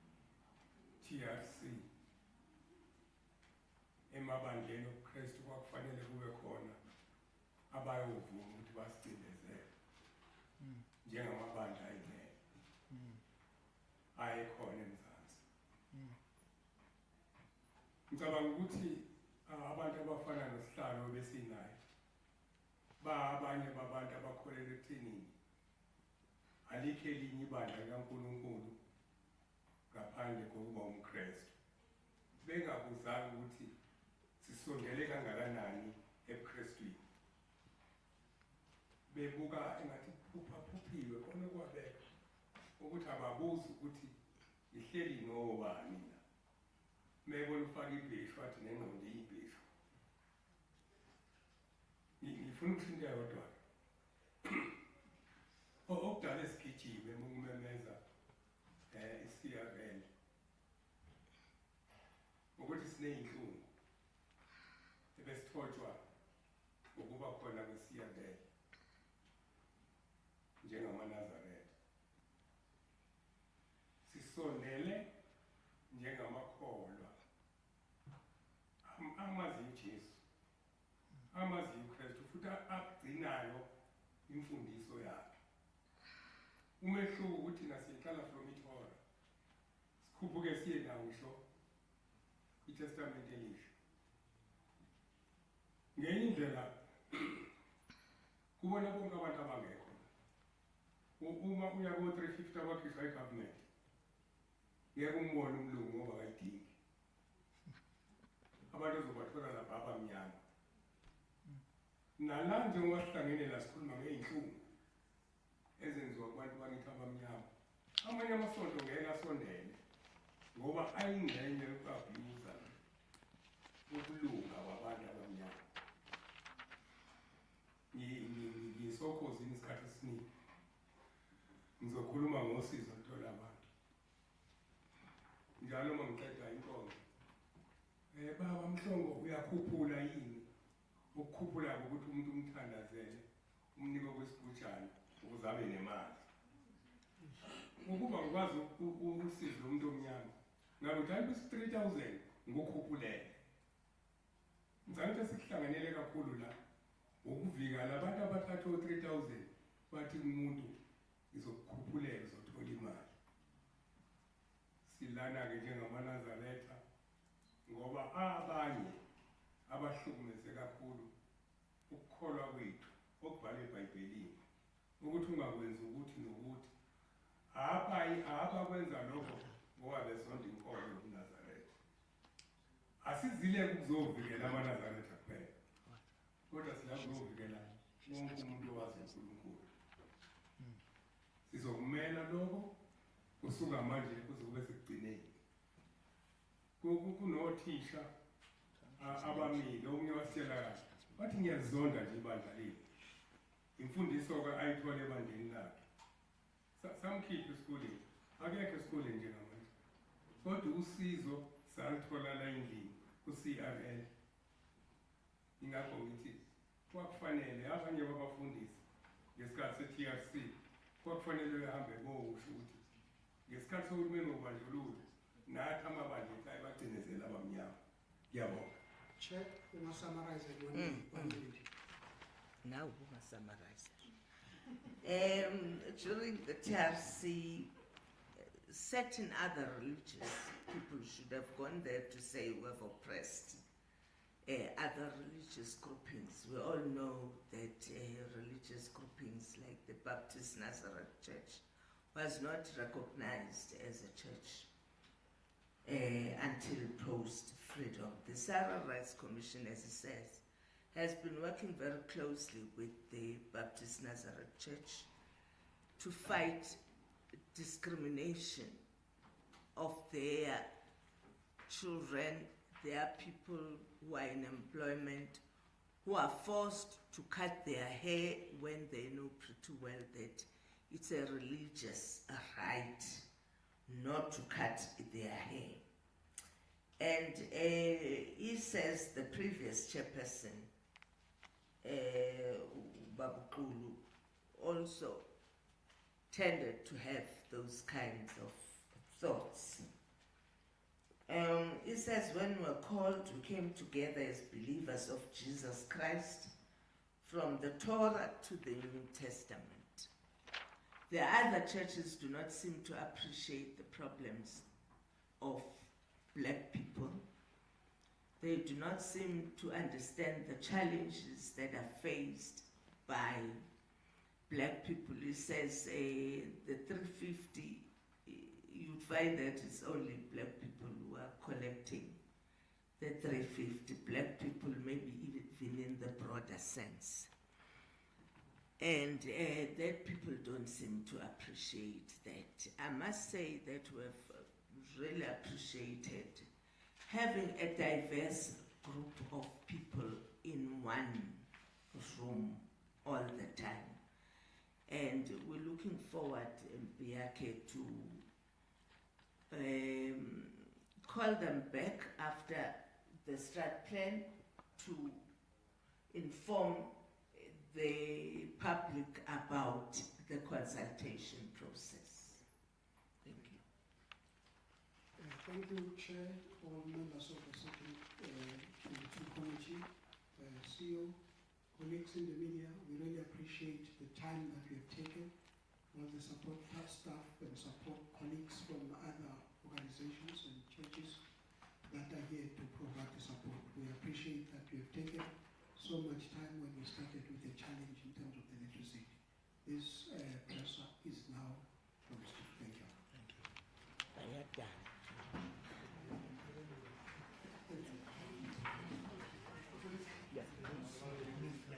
Once you have dismantled your cameras and all of that,